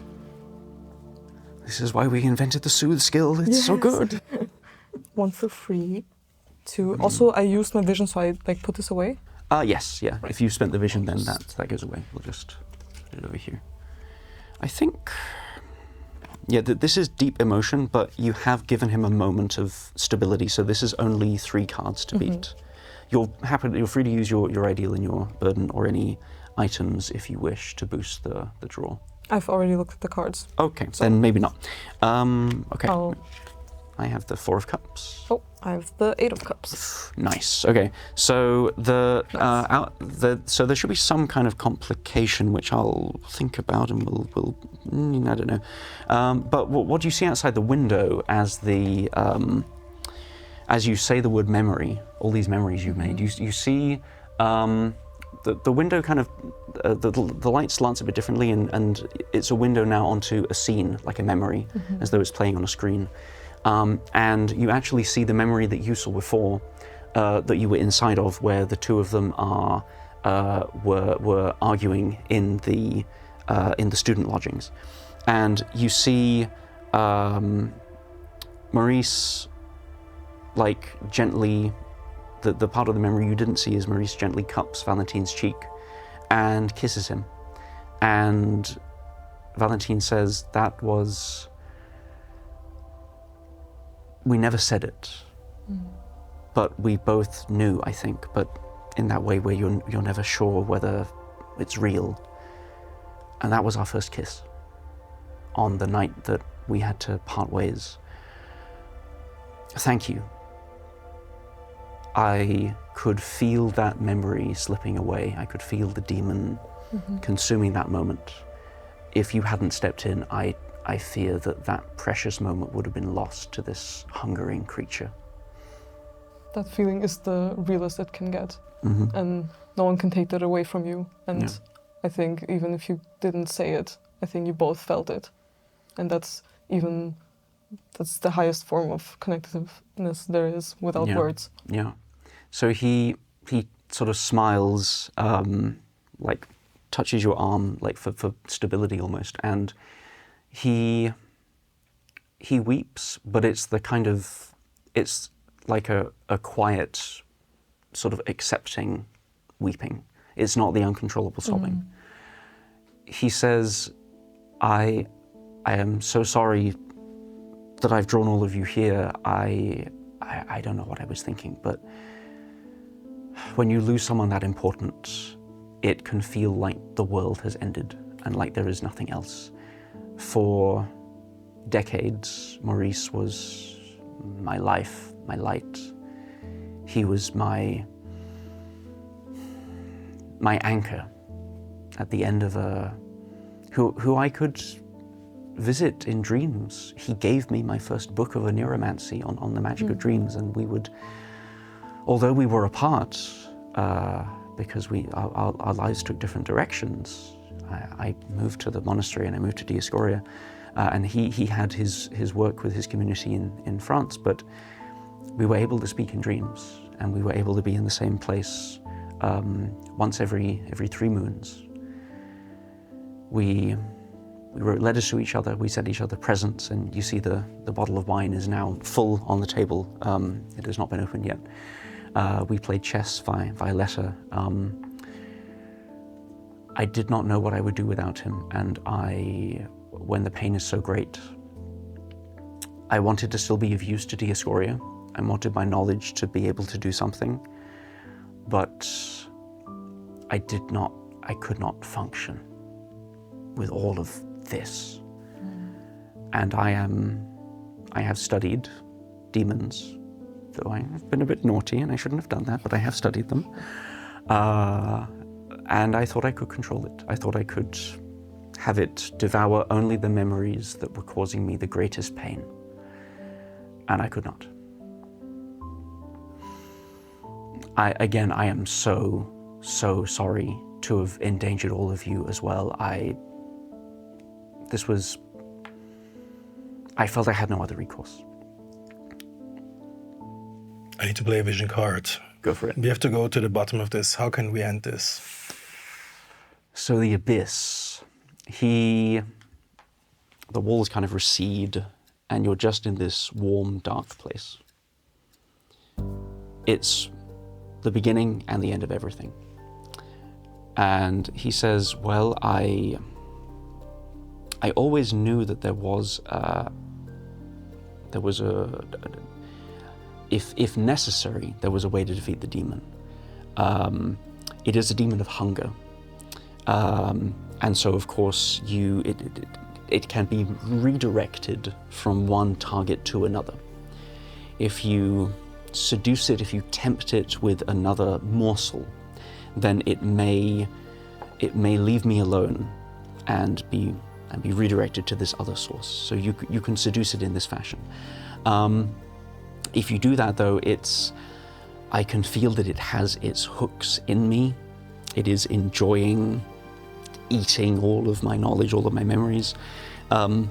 You may have to, shall we say, force it to the bargaining table by the way that it eats these memories is it destroys the representation of Maurice, which is the thing that I was trying to forget. The demon tries to destroy Maurice in each memory, and as it devours Maurice, it eats a little part of me. If you can protect Maurice as you did before and save that memory, then it may become impatient, hungry, eager to just eat something, and then maybe you can seduce it or bargain with it. You could also just continue fending off its attacks. You could protect Maurice, and I've never tried this before, so I'm a little nervous, but if you kill me in the dream, the texts say that it will injure the demon, because I am the anchor point for this whole mess. So if you're able to kill, like me, in one of these visions, one of these memories, then it may wound the demon, break the sort of the psychic structure that we're all inside of, and set us all free. But the demon will try to protect me. And the third option is it hungers, but it's not too smart. It's a creature of emotion, it's a creature of memory. If you're able to create the impression of a false memory, something that seems like it might have happened to me, but actually didn't, and then the demon eats that memory, then it should, like falseness and lies are like poison to these creatures. So if you can give it poison, then that should repel it. Maybe we can convince him that Valentino already died and is now reunited, so there's no point in grieving anymore. So we kill the image of Valentin in a dream that is not Valentin? No, not necessarily killing, you just need to give the impression that maybe there is like a memory of a funeral service, for example. And then the demon gets really confused because the person that they are, so you give the impression that death has occurred, and the demon loses its anchor point because the person is essentially dead. Valentin says yes, and if I were to die, then the dream will collapse. So if you can make it seem that the dream is collapsing and seem that I have actually died and there is this funeral, that might work. It might be possible. So I think the way we do this is this is a long-term project. It will take, you can't just do it in like one roll. So I'm going to start a 6-segment clock, and every time you do something that makes the funeral feel more real, we can fill it in. Well, to begin with, how do we form a segment of a dream? How do we force Valentin's mind to produce a new dream in the first place? You suggest to Valentin that you're going to do this funeral, and he sort of kind of thinks and is like, okay, this will take a lot of concentration, but perhaps I can imagine what my own funeral might look like, and all the loving people who will be mourning me. And as he sort of goes into this imaginative state, you were in this sort of zone of blackness. You find yourselves in, well, I guess he's from like Spain, so he imagines like a Spanish cathedral vaulting upwards. So the walls of a cathedral sort of spring out of they approach out of the darkness, and there is a coffin on the altar next to the altar at the front of the cathedral, and there are these sort of vague figures who are sort of standing in the pews, and there is a vague figure of like a priest, but it's all kind of grey and shimmery, and the people have no faces and no definition, as though this is sort of the blank template of like what he imagines a funeral might be. But you can sort of tell him to imagine other stuff, and it might go differently. I hand my focusing trinket to Valentin to support him in his endeavor to concentrate. Okay, so he takes the trinket, and I think whatever you tell him to focus on will be a little bit stronger. I won't fill the clock, but if this dream is challenged, then that will help with it. So let's start with the priest. I'll tell him, Valentin, you need more detail. We need to fill this out. Imagine someone that you knew. Imagine a priest that could reside over your funeral. Take a real figure. Take someone that you knew. Take someone that was inside of this very cathedral that you're imagining. Okay. He starts thinking, and the priest sort of snaps into focus a little bit, and he says, "Yes, I remember a priest from my youth. He died many years ago, but I think he might do as the focal point of the funeral, perhaps." Mm-hmm. What about these mourners? What do you know about the people who would perhaps mourn Valentin? Ivar?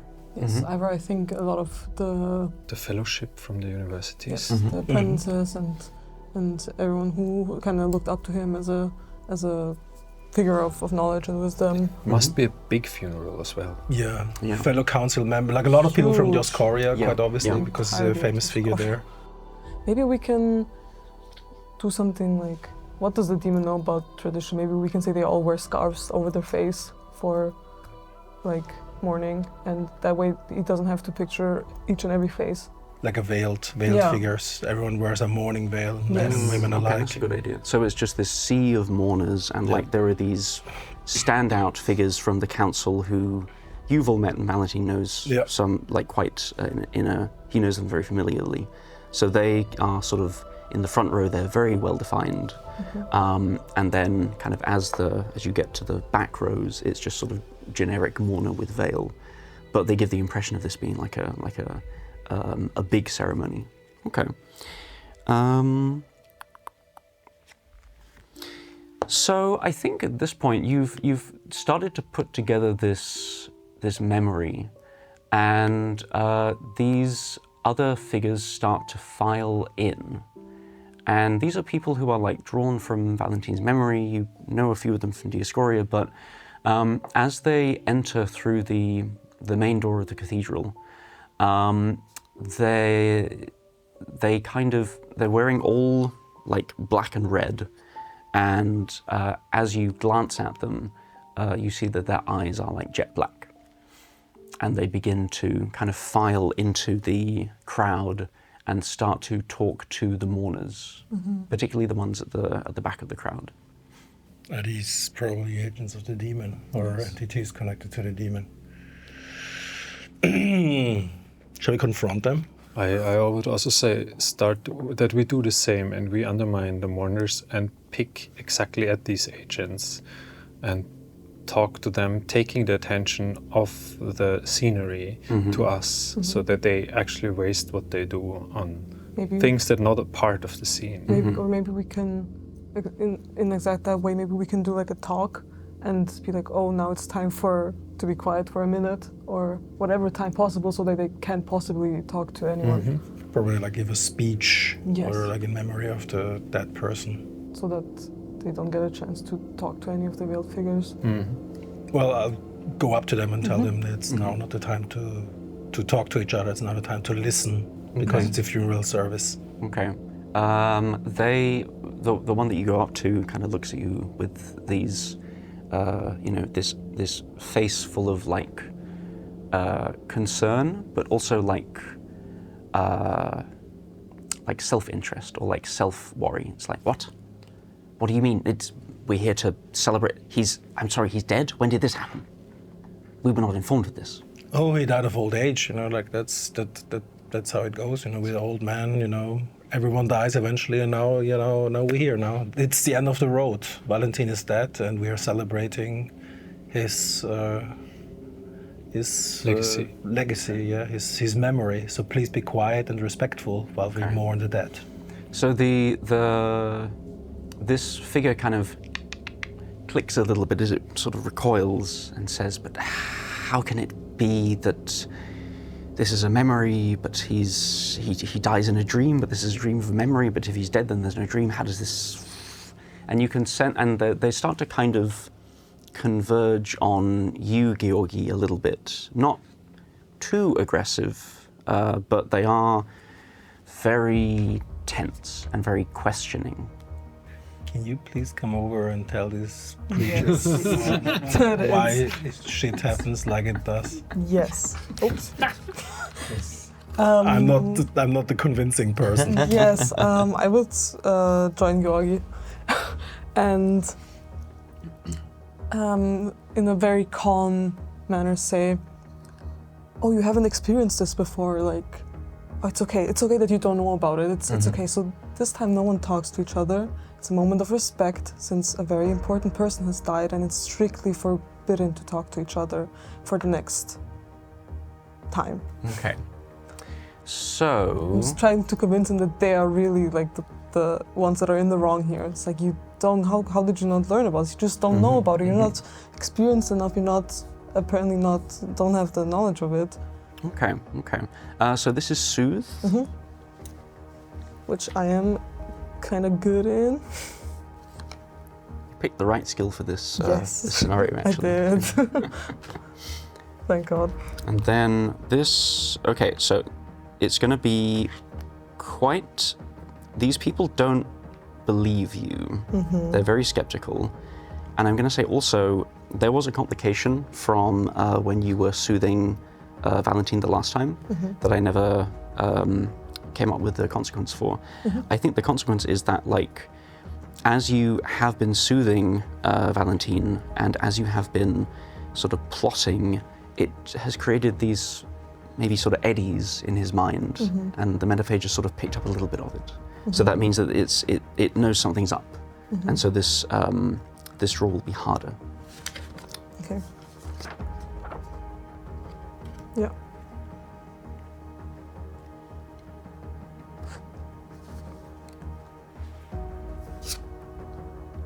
Okay. You can play fortune cards after you've done the Yes, the thing. yes. So, have you picked a card? I've picked a card. Okay. Yes. I'm afraid you lose. Okay. So I am going to use my ability, Swindler of Fate, that says that once This one. per scenario, I may swap a fortune card in your hand. A fortune card by me with the card that you played. And I just played that one. Okay. So Exactly. yeah. So you're now gonna get. So I owe you the Ace of Cups. And you get the 5. Amazing. Pentacles. Whatever that shit is. Yeah. Yes.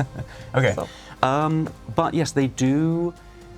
They are not convinced. They begin kind of circling, and they say, "The simple fact is, you cunning adventurers, how can he have a memory of a funeral that he was not present at. And every time they open their mouth, there's a little more teeth. And I think they're going to, I think one of them goes up to Georgi, because Georgi was the one that kind of started convincing them. They move forward and they start like laying their hands on you and trying to sort of siphon your humors. They're not laying their hands on me. Okay. No one is laying their hands on me. Particularly not a demon. Well, the moment they try to touch me, I'll take out my witch root. Okay. And I'll try to banish the creature. Okay. Because I'm not taking that rubbish siphoning of humors. What skill are you using? Skirmish. Cool. With advanced hatred. You are racketing up that burden, aren't you? Yeah. You're going to be broken really by the do. end of this. Yeah. This is Yeah, how hard is this? Well, for one, it will be easy, but there's more of them, so that's 4, I think. Isn't the demon already also afraid of the witch root? Because he has been banished with it once already. You already took a card for the witch root, right? don't worry about it. Okay, yeah. Because I think they should. It helps because it is magical, but. Is it all swords again? Okay. If you have a sword, you win. Of course, I have the highest sword on the table again. The 10 of Pectorin swords. Yeah. Okay. So yeah, you bat it away. It melts away back into the throng. They sort of hiss and skitter like a nest of snakes. Behave. I think they, unless you can do something to convince them, so that they're going to continue like sort of trying to drive you out because you're like foreign bodies, as it were. But unless you can convince them about this this funeral and that it's real, I think you're going to have if you need to somehow convince them that something that the head that they're in has never seen or could not have seen is nonetheless here. You'll need to do something to convince them that is the case. Can we convince them that they are in the head of a dead person? That they're haunting, that there are demons haunting the memory of someone, that whatever they're in now doesn't exist anymore, and it just lingers on in this world and is about to leave the world? Yeah, it's like right before the passing. Yeah, so, there's like still some essence left of this person. That's what they're like clinging on to. You know, maybe it's like so many people at one place that all their memories and feelings create enough emotional power so that the demon can kind of still stick around longer. Yeah. So are you kind of saying that like even after Valentin dies, the memory of his funeral still somehow is present in his mind? It's the last thing. No, it's not the last thing he it's noticed, but the light at the end of the tunnel. Yeah. That once you reach it, it's gone. The demon does know that he will die if the person he's in dies. I think the demon would need to jump ship if that starts to happen. So could I jump in. Before 1 second, Okay. because I have a sleep charm. I'm wondering if I could put that on the demon in some way to make him kind of confused or hazy drowsy. or like that he's not even sure if he's right anymore because it's so strange. Like he's almost as he's already like being pushed away. Yeah. Kind of like sleepy. Like he doesn't see things. That's interesting. So I'm going to say, if you can get the sleep charm on one of these demonic figures, then whatever you do next will be easier. Okay. Yeah. How are you going to get it like onto them? And you can even decide what the charm looks like. Yes. What does bargain mean again? So bargain is like when you try to you make a trade of some kind. But I would also allow you to like bend it to be like you're trying to con someone. If you could just come over here and look at this charm, and just have your attention quickly. Yeah. This No, charm. I was thinking like maybe I have so much things in my coat. I would take like a handful of charms and be like, hey, so this is the part of the ceremony where everyone gets a charm to represent their connection to the lost one. And then I would start handing it to veiled figures and then give it the demon the sleep charm. That's crazy, but it's the kind of con that would totally work in this sort of situation. Okay, there you go. Ahead and draw bargain. Nice. Absolutely, yeah. This is a normal process of the ceremony. Yeah, it's just a. Everyone gets a charm. He made his own funeral. We're just following his instructions. Yeah. One of the mourners at the back, who were very they're very easily influenced by you. They say, "Oh yes, of course, this is how it This is your influence.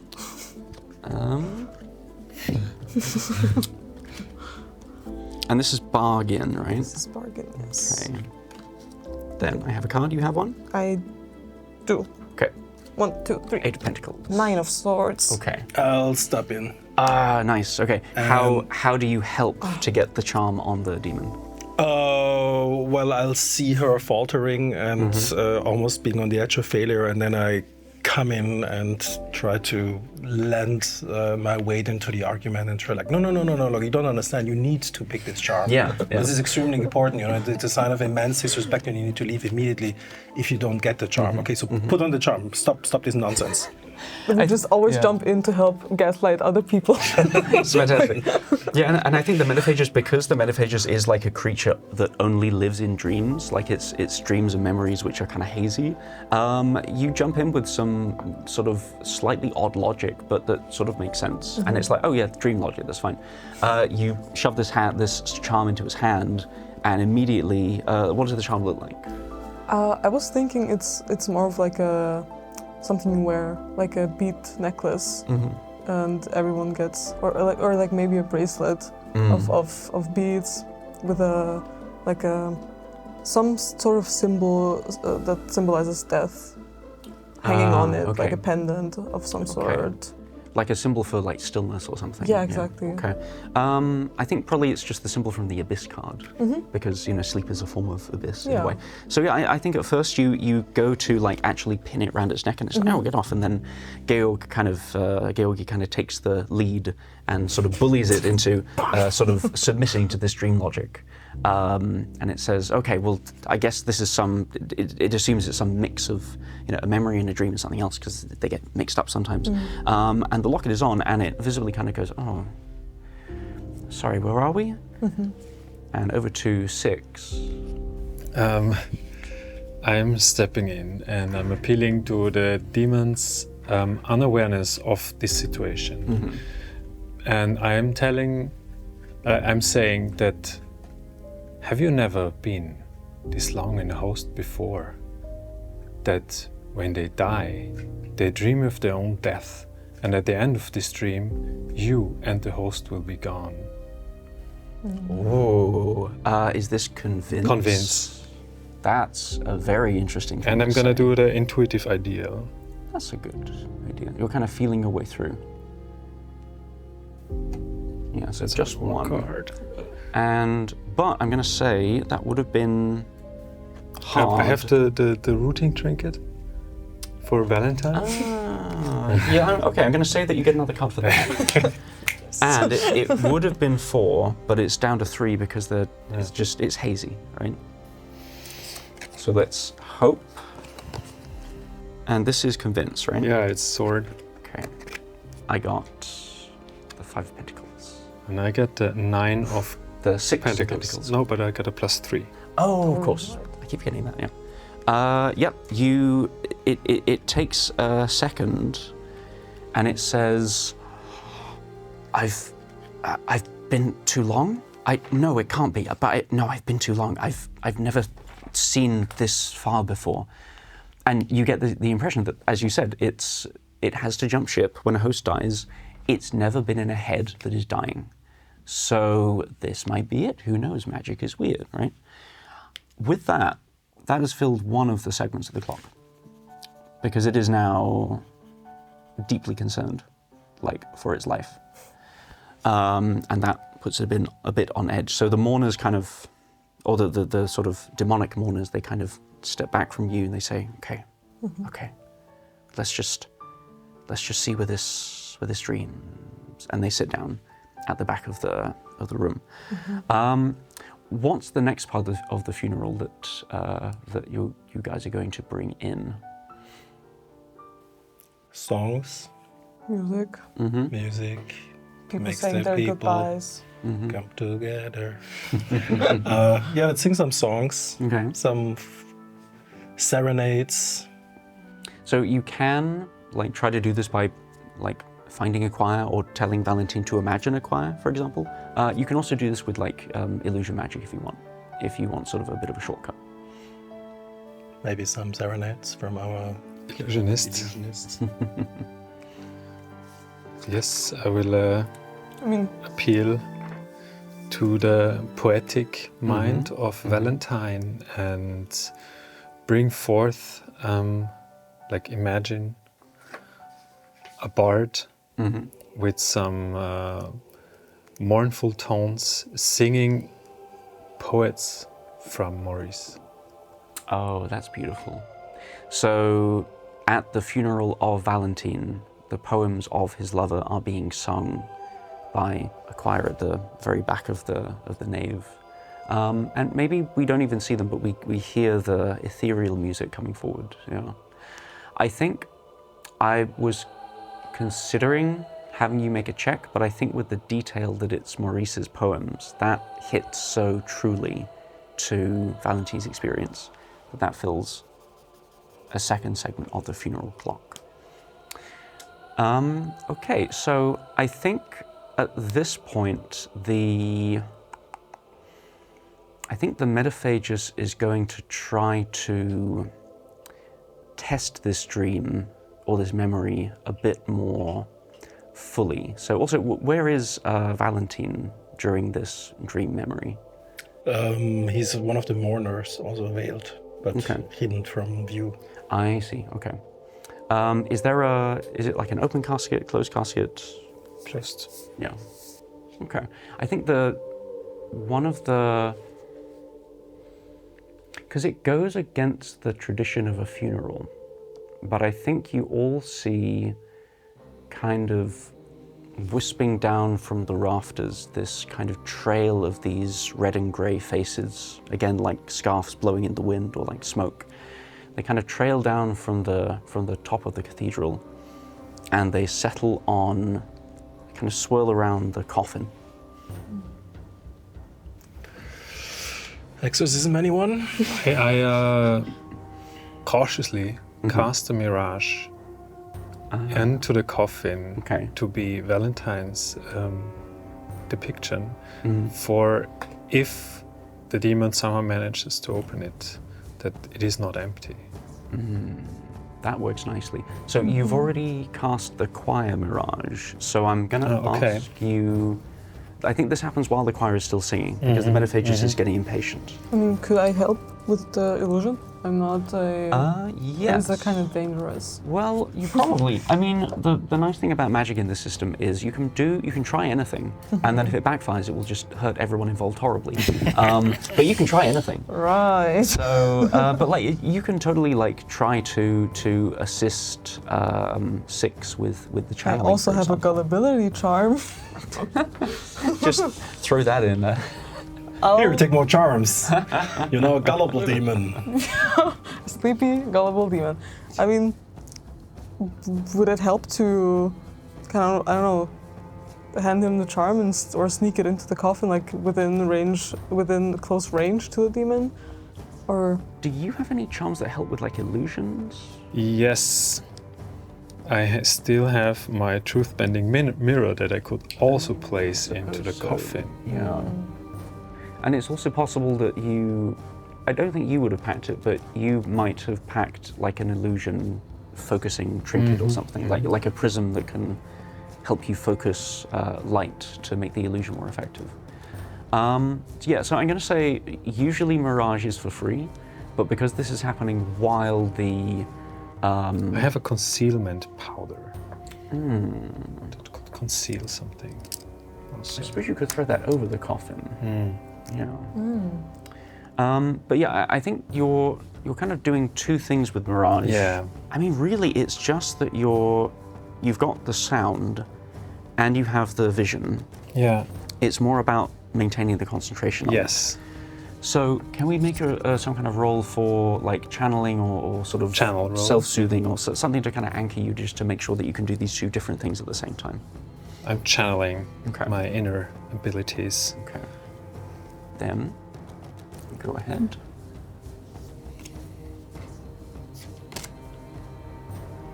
And if you also want to do a channel, we could make it a team action if you want it to be. But your channel is not very good, so we could totally do that, but it might drag the average down, should we say? What do you say, 6? Dangerous. Dangerous. What are you Should I doing try it again? alone? I think the difficulty is only 3 because you're not. You're only trying to maintain concentration on both Yes. of these spells. Yes. So, channel. Okay. Ready? You're ready. 10 of Swords. 3 of Wands. Okay, that is trump. So you win. The charm holds. You see you focus intensely on the coffin. The smoke kind of dives into the coffin for a second, and there's only the sound of the choir kind of singing. It comes to an end, and then the smoke kind of comes out and forms this large watching shape overseeing the ceremony. But nothing bad happens. You get the impression that the mirage successfully gave the impression of there being Valentin's corpse in there. Okay, so that's a third one. I think we should slowly start like trying to make it seem like the dream is collapsing, like or towards the end at least, like some illusion or something. Should we try to maintain it for one more, and for the last 2, we let the demon panic? Yes. Okay. Okay. So what are you doing to maintain it? Oh, and there was a No, that was a total success because you were Trump and I weren't. Yes, and I yes, wasn't. yes. Sorry. Yeah. Maybe we should do something to kind of get the attention from Maybe the demon. read some. A soothing farewell speech to our beloved dead person that is actually dreaming and not dead at all. To who? The speech to To everyone. The congregation. To the yes. congregation. Yeah. Let's have a speech. Let's have a speech. Speech. Together. Speech. We do a group effort. A group effort. Yeah. I'm also good in soothing, so The we'll do it mourners at the together. back start to intone speech. Yeah, let's do it. Okay, so we want to just have a general speech about the lifetime of this person, all the great precious knowledge he has brought to Dioscoria. And what a lovely person he was, and how he brought so much joy and so much knowledge into this world. Exactly, and how I was the pillar of the university. exactly, and how unfortunate it is that he sadly passed away. And The get research he the- leaves behind. Yeah, get all the people to agree with us in the audience. That sounds pretty good. So I think that might also still be a soothe roll.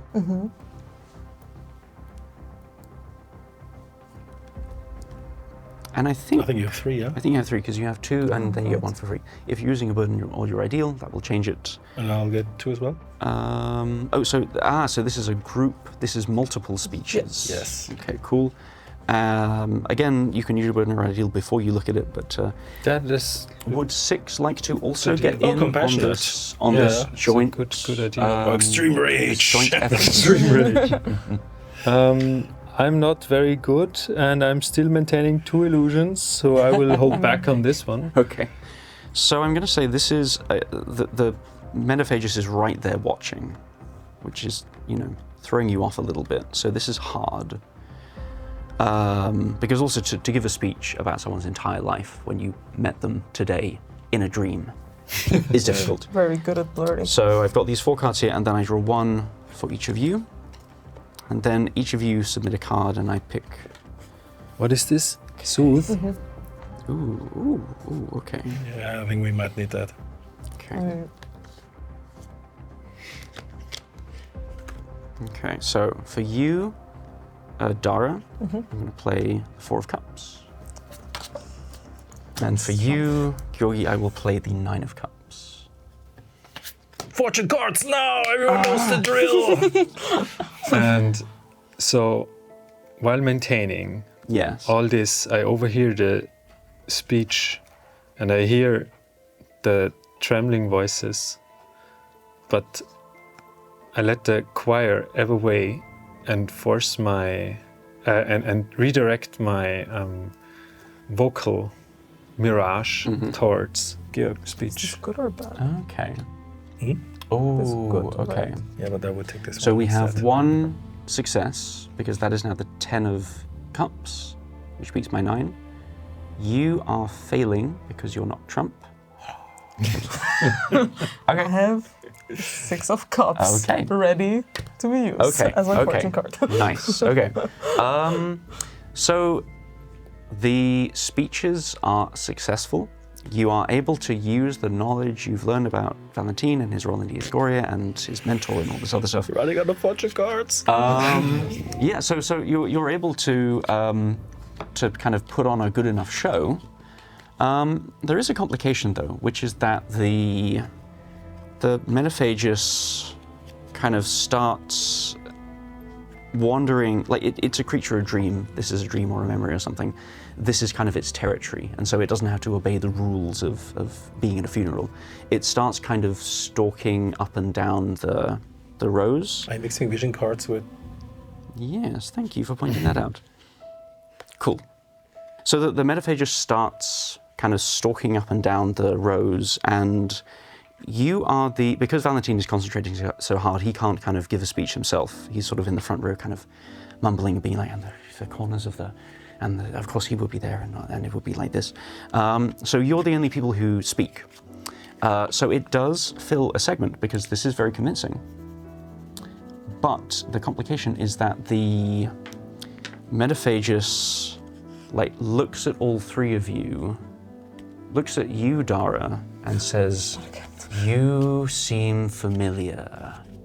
And then looks at your friends and says, "Ah, and you brought your friends along as well. Let's rootle around in one of their heads." And so the Metaphagus kind of leaps forward into Georgi. No, Can you not remind me again what my vision card is? So this is the Page of Cups. It's about curiosity, sort of free, wild, flowing emotions, intuition, and you can play it to give yourself like either a vision of a moment that is kind of intuitive and emotional, or because we're in dreamland, you might be able to play it to get us into a dream that reflects that. So yes, I think it's only fair that I play a vision card to take us there into this new realm, the Hanged Man, which is the card of sacrifice and suffering. And the cathedral disappears, and we are on a Georgian plain littered with corpses. Georgi, would you tell me about your biggest regret and how many people you killed? So once upon a time, there were powerful Georgian clans that lived in their dedicated mountain realms, and their lives were governed over by, well, that's a fitting call, thank you very much, were governed over by very strict laws. So when blood was spilled, a blood debt needed to be paid, and this led to this could lead to escalating situations. And in this case, someone of my clan essentially killed another one, which led to the killing of an entire family. And then I was brought in to collect the blood debt. But I came to the conclusion that if I would just collect one debt, that would lead again to like a back and forth. So I devised a plan where the entire enemy clan was invited to another clan that has nothing to do with that. A clan that received promises, money, wealth in exchange. And they invited them to a feast And they came not just their warriors and their clan chiefs, but they also came with their families, their children, and everyone was there to celebrate like a great union of clan, like a great strategic marriage, so to speak of. So, and when they were expecting these feasts to actually start, the windows were boarded up, the doors were locked, and armed warriors, including like led by myself, came into the room and killed every single one last person and being in the room. No debt anymore because there was no one left to collect the debt. To collect the revenge. And so the debt was paid in the blood of 48 people who died that very night in that room, that hall. Yeah. So you see the Georgian plain, the walls of a mead hall kind of come into focus around you. It's pitch black night. You're all seated at a feast table. Georgi has the place of honor, and you two are seated either side. And all of the guests, 48 of them, stretched around this whole table, like look to you, and they say, you finally accepted our welcome. And there's like 5 or 6 children who are at the very end of the table. And they look at Georgi and they say, why did you do this? Well, it had to end one way or the other. And either it ended with us or with you, and we decided it had to end with you. The guest to your left puts their hand on your shoulder and says, is this the kind of person you want as a companion? Conflict. I wouldn't blame you. I'm shocked a bit by this.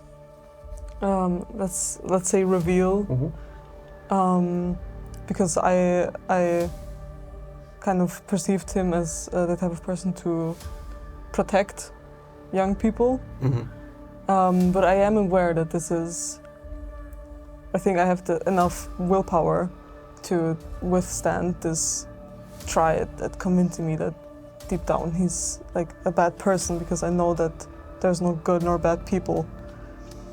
And I think I'll just tell him to be quiet. The person next to me, I'll listen in and then just shake my head and tell him to be quiet. Okay. As I see how Georgi reacts or keeps reacting. I think the guy who has his hand on your shoulder, he's going to try and drag you away from the head of the table into the crowd.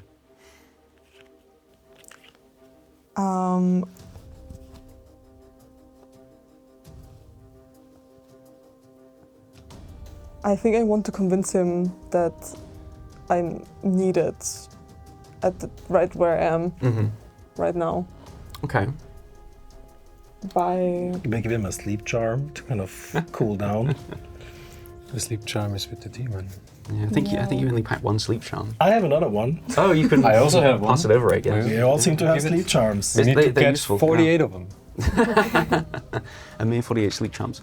So yeah, I don't think he's open to being convinced. I think he's trying to, like, he's stepping out of his seat and he's bodily, like, grabbing your shoulders and just, like, trying to wrench you downwards. Can we do that together, the little fight, or? I mean, you can, it's not a fight yet, but it might become one. They're all looking kind of angry. So you could definitely, like, try to, like, hold Dara in place. I just push the other person and say, sit down, you drunken fool. Behave. I think he sits down. I think he stands up, draws his sword, and says, Georgi, you know who I am. I am the head of this clan. And you destroyed everything I devoted my life to. You ended an entire line. That is the greatest of taboos. and my clan will tear yours to pieces now. This clan you found for yourself. Well, it was within the law, and we both know that. It wasn't the kindest or like maybe not the wisest thing to do, but it was within the law. He points at the cut throats of his 5 children and says, there is no law that can justify this, and leaps, I think leaps for 6. For me? Yes. Come on, blind him with some lasers. Lasers.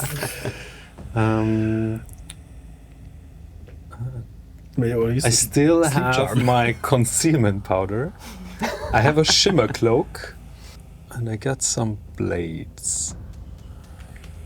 What can I do? I mean, we can try to find him together. I'll definitely get my saber out as well. I am having in my mind this exit card as I see the situation escalating. I might just draw us into an entirely different dream before the situation, before we are fighting 48 against 3. Well, maybe we can bring the rest of the clan of my clan in, and who's also technically part of that memory in as well. But I think sidelining, like sidestepping this entire thing and going maybe back to the funeral could be a wiser choice. It's up to you. I think it will be, this dream has its own momentum. Yeah. As I said, like the dream wants something. But I think with maybe even like a group draw, you could all kind of concentrate and move the dream somewhere else and escape the situation. Or maybe we can do some dream nonsense and have your clan turn up as well. Dream nonsense. Well, right now I am the one Like facing the wrath of the sword clan point leader. is like heading towards your it's, neck. It's slowly moving towards me as I think. I think I have to shift the focus. I think I have to do like use desperate gambit now and try to decapitate that person. If I kill the clan leader, maybe that's... It's not a bad idea. I think I I need to get a reaction out of 6. I think my reaction will be just to counter the attack. Okay. So I draw my blade and I'm not counter-attacking, but I'm defending myself. Yeah, basically. just So like- I try just to parry. redirect the blow so Okay. that the others have time to step in. Okay, that makes sense. So is this skirmish or This unleash or would something? be... I think it's unleash because it's more of a reaction than a... Makes sense to me, yeah.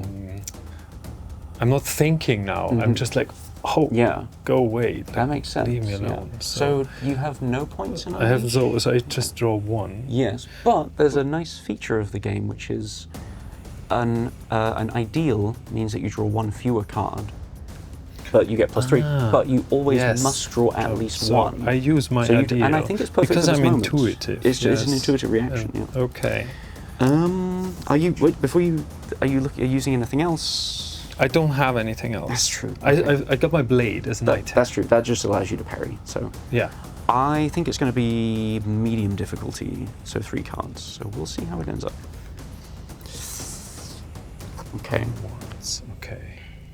I have a 9 + 3. But swords are trump. No. Unleash. Unleash. It's once. Oh, nice. You made your decision. I made my decision. Even if I'd had a wand in here, I would have had to pick something else. It was like there's swords involved. There's a sword count. Then absolutely, you parry Have a that blow. complicated parry. I think there needs to be a small complication. Yes. So I think you take 1 physical harm. So skirmish, Because like the sword's the sword kind of nicks you just at the last minute as it's deflected. But yeah, he sort of looks around, roars. All of the 48, all 48 of them, including the children and such, draw knives, and are kind of just like heading up the table. Like the children are sort of clambering up and knocking the goblets off. The adults around you are like trying to maneuver so that they can like stick you. Well, here comes my desperate gambit, I guess.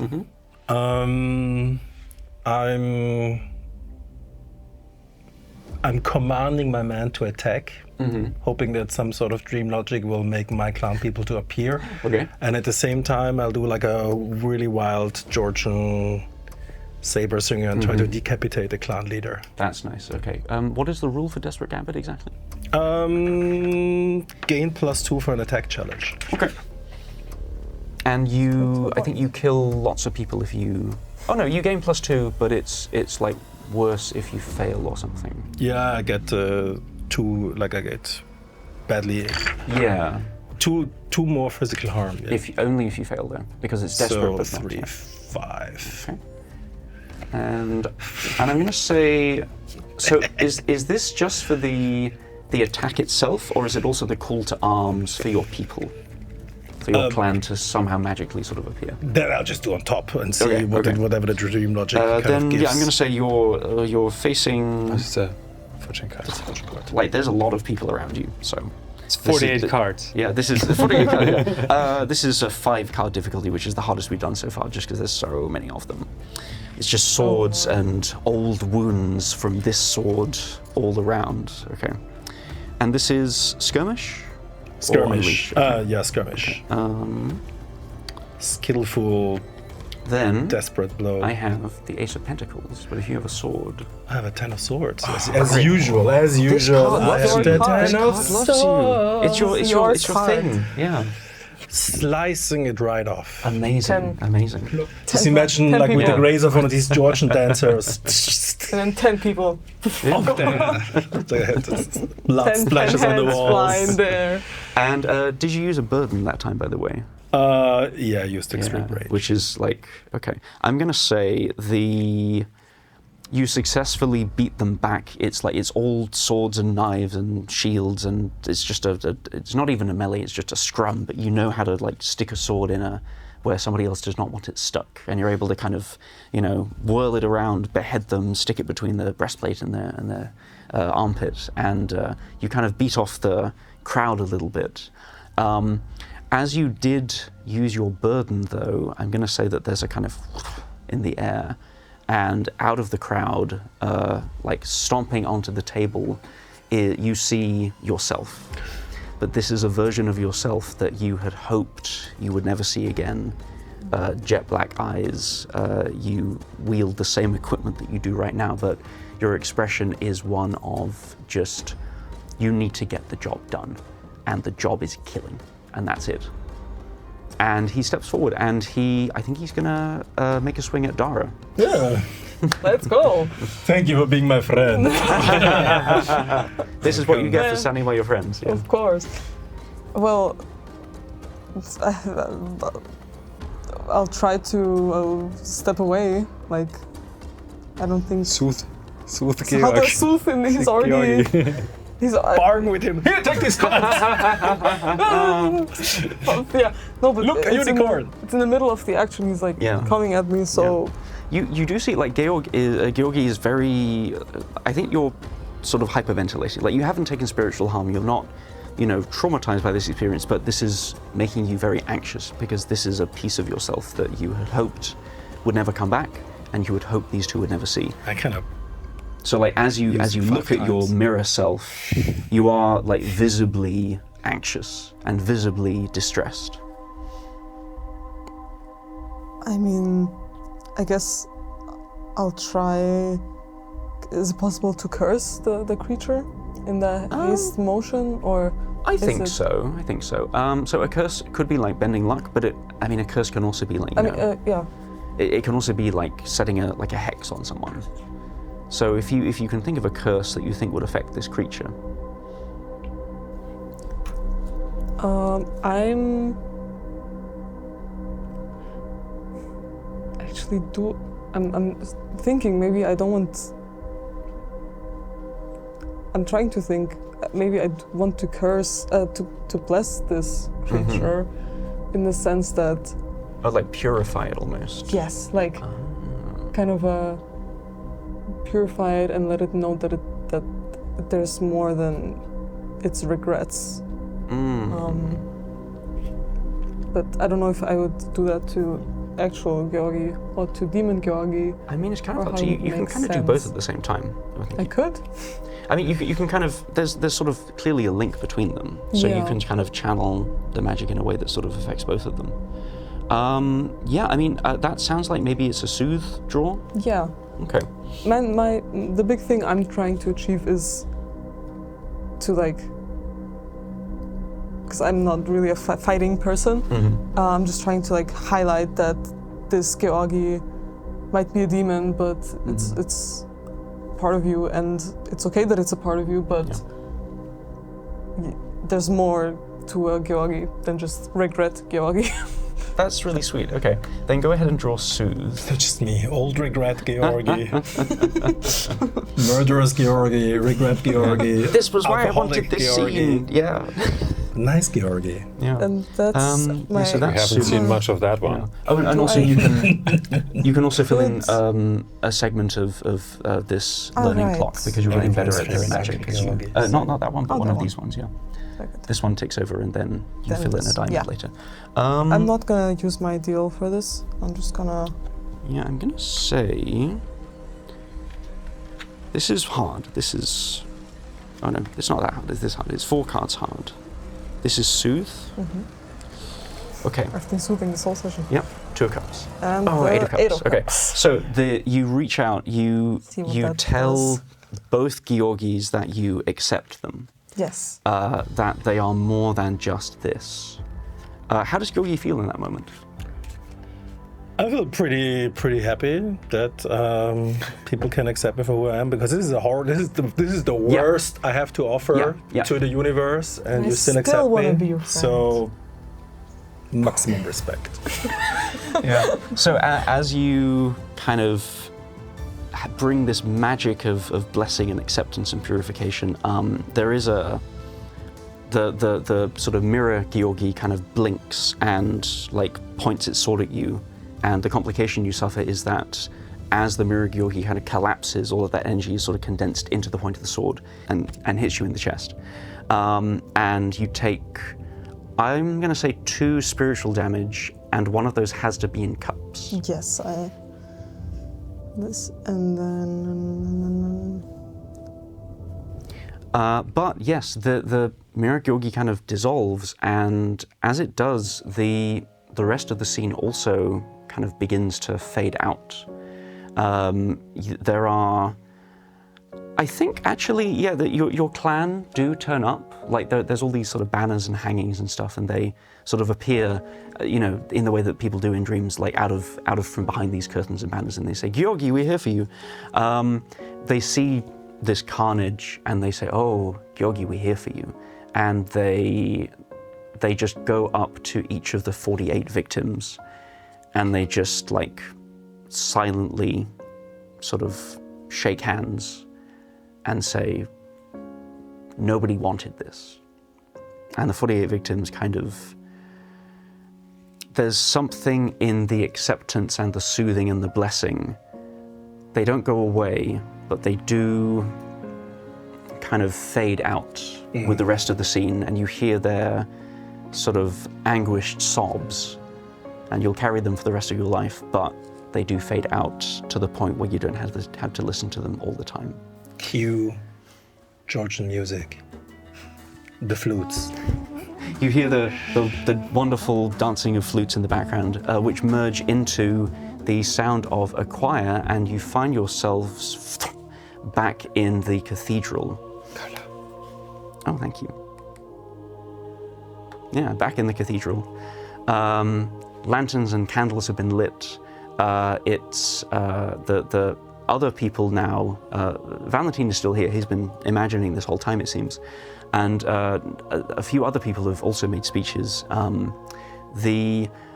think in defeating the Metaphagus in that sort of miniature vignette that actually fills another segment because it is not further off balance, you see the Metaphagus like in the center of the cathedral, but it's this sort of roiling, sort of flickering creature that's sort of darting this way and that, as though kind of anxious and concerned. I use my mind reading ability to send a message to Valentine. to tell him to slowly blank his mind and let the dream fade away, so that it's slowly starting to deconstruct until only the coffin is left. Nice. And no draw is necessary. He's a willing participant. He nods beneath his veil, and slowly that exactly happens. Only the coffin is left in the center. The walls, the bricks, the windows start to disintegrate. You take out the choir. It's only the coffin.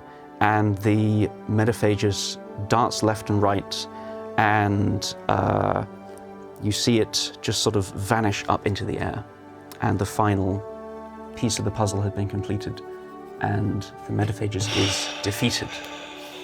We successfully gaslit someone to... Yes. Yeah. You're dead, actually. Yeah. You just don't know it, but... Gaslighting demons. And I will I say, hope so he didn't go into Ivar. So the only figures left now are, there's Valentin, who's still in his, he takes the veil off, there's the coffin, which now fades out, and we're just in this blank void. And you hear very, very far away, you hear a familiar voice, Valentin, Valentin! And you hear the voice of Maurice as suddenly it's not even like a door, it's like when there's a frosted over window and you kind of wipe it, he kind of sort of makes a sort of wiping motion, and some of the sort of fog in this place is dispelled. And he says, Valentin, I'm sorry I could never say goodbye. As I felt the end approaching, I should have tried more. I'm sorry I was so absent. I'm sorry I was so wrapped up in my own work. And Valentin goes up to him and says, no, it's okay, it's okay. And you see that he doesn't treat this as like one of the Metaphagus' tricks. He's interacting with Maurice as though he's a real person. Maurice gestures behind him and says, I had no idea what to expect, but there's a whole place. It's very weird, but it's a place. You can just be there. And I'd like to wait for you. I could move on now, but I've decided to wait, and we will face whatever comes next together.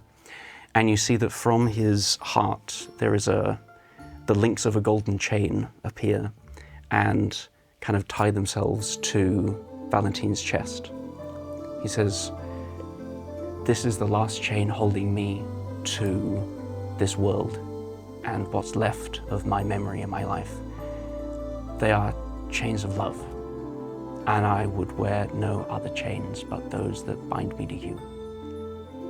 Valentin is overcome, says, of course, I will. I can't wait to see you again. And he says, don't worry, I'll see you in dreams. And then sort of disappears back through he's sort of sucked back through as though his time is spent. And you see very dimly a gray landscape of millions of shades all wearing chains before the mist returns. And with that, do you have a way to get out of this dream? Blink really hard. Yeah, I just do like a... You all blink really hard, and you open your eyes, and you're back in the tower. Valentin is awake. Ivar is holding like 6 different occult objects to try and sort of make sure that everything goes right. And he's like, oh my God, you're back. I'm glad I didn't try the cursed crystal. Okay, we'll put that away for another time. My God, you're back. You saved him. Okay. And Valentin, like, he's... And in this moment... Perfect. Whoa. Valentin is That's... messed up. He's overwhelmed, but he like raises out of his sort of pillow nest and pulls each of you, if you consent to it, into a deep, like, bear hug and says, thank you. Thank you. I'd almost lost myself.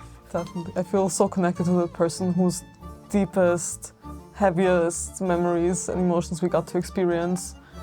I think Dara it would finally overcome her. I think she would just start sobbing in this hug, and also feeling very appreciative of the fact that these people helped her and that she got to make connections sooner than she expected.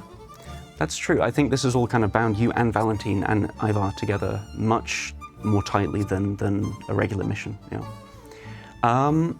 I would like to give it up to you guys if there's anything else that you want to do before we head out, but the mission has been completed. Let's all get a drink. Let's all get a drink, yeah. To the tavern. And I'll just draw, we usually draw 3 cards to kind of talk about what happens later in Dioscoria, but I'll just draw 1. Oh, it's the Page of Swords perfectly. What does this mean for the future of your characters or of Dioscoria? A card of curiosity, interest, knowledge, and of learning. I think for me this was the perfect kind of intro to a place with new possibilities, a place to make new connections and actually feel that people protect you and that people see you for who you are and still stay. And I think I'm very curious to what this place will offer next. I think that's the perfect send-off. It's like this is your perfect introduction to Dioscoria. Exactly. It's almost a passing of knowledge from one generation to another. Yeah. Okay. And I think with that, we'll end. All right. Wonderful. Thank you so much. That was an emotional trip. Yes. The end was quite something. Yeah. Okay, so that was an adventure using the Hidden Isle system, and the adventure was from Forever Hold Your Peace, a zine that we did a few years ago. The adventure is also, though, in the Haven's Air Back-A-Kit campaign, which is an upcoming campaign of ours. I did adapt the scenario somewhat for these particular lovely adventurers, so I hope that even if you have seen everything that this video has to offer, this particular adventure, which is the Metaphagus, will still have something to give to your players as well. Metaphagus. Yes. And sound effects there. Where's the and visual warning? effects.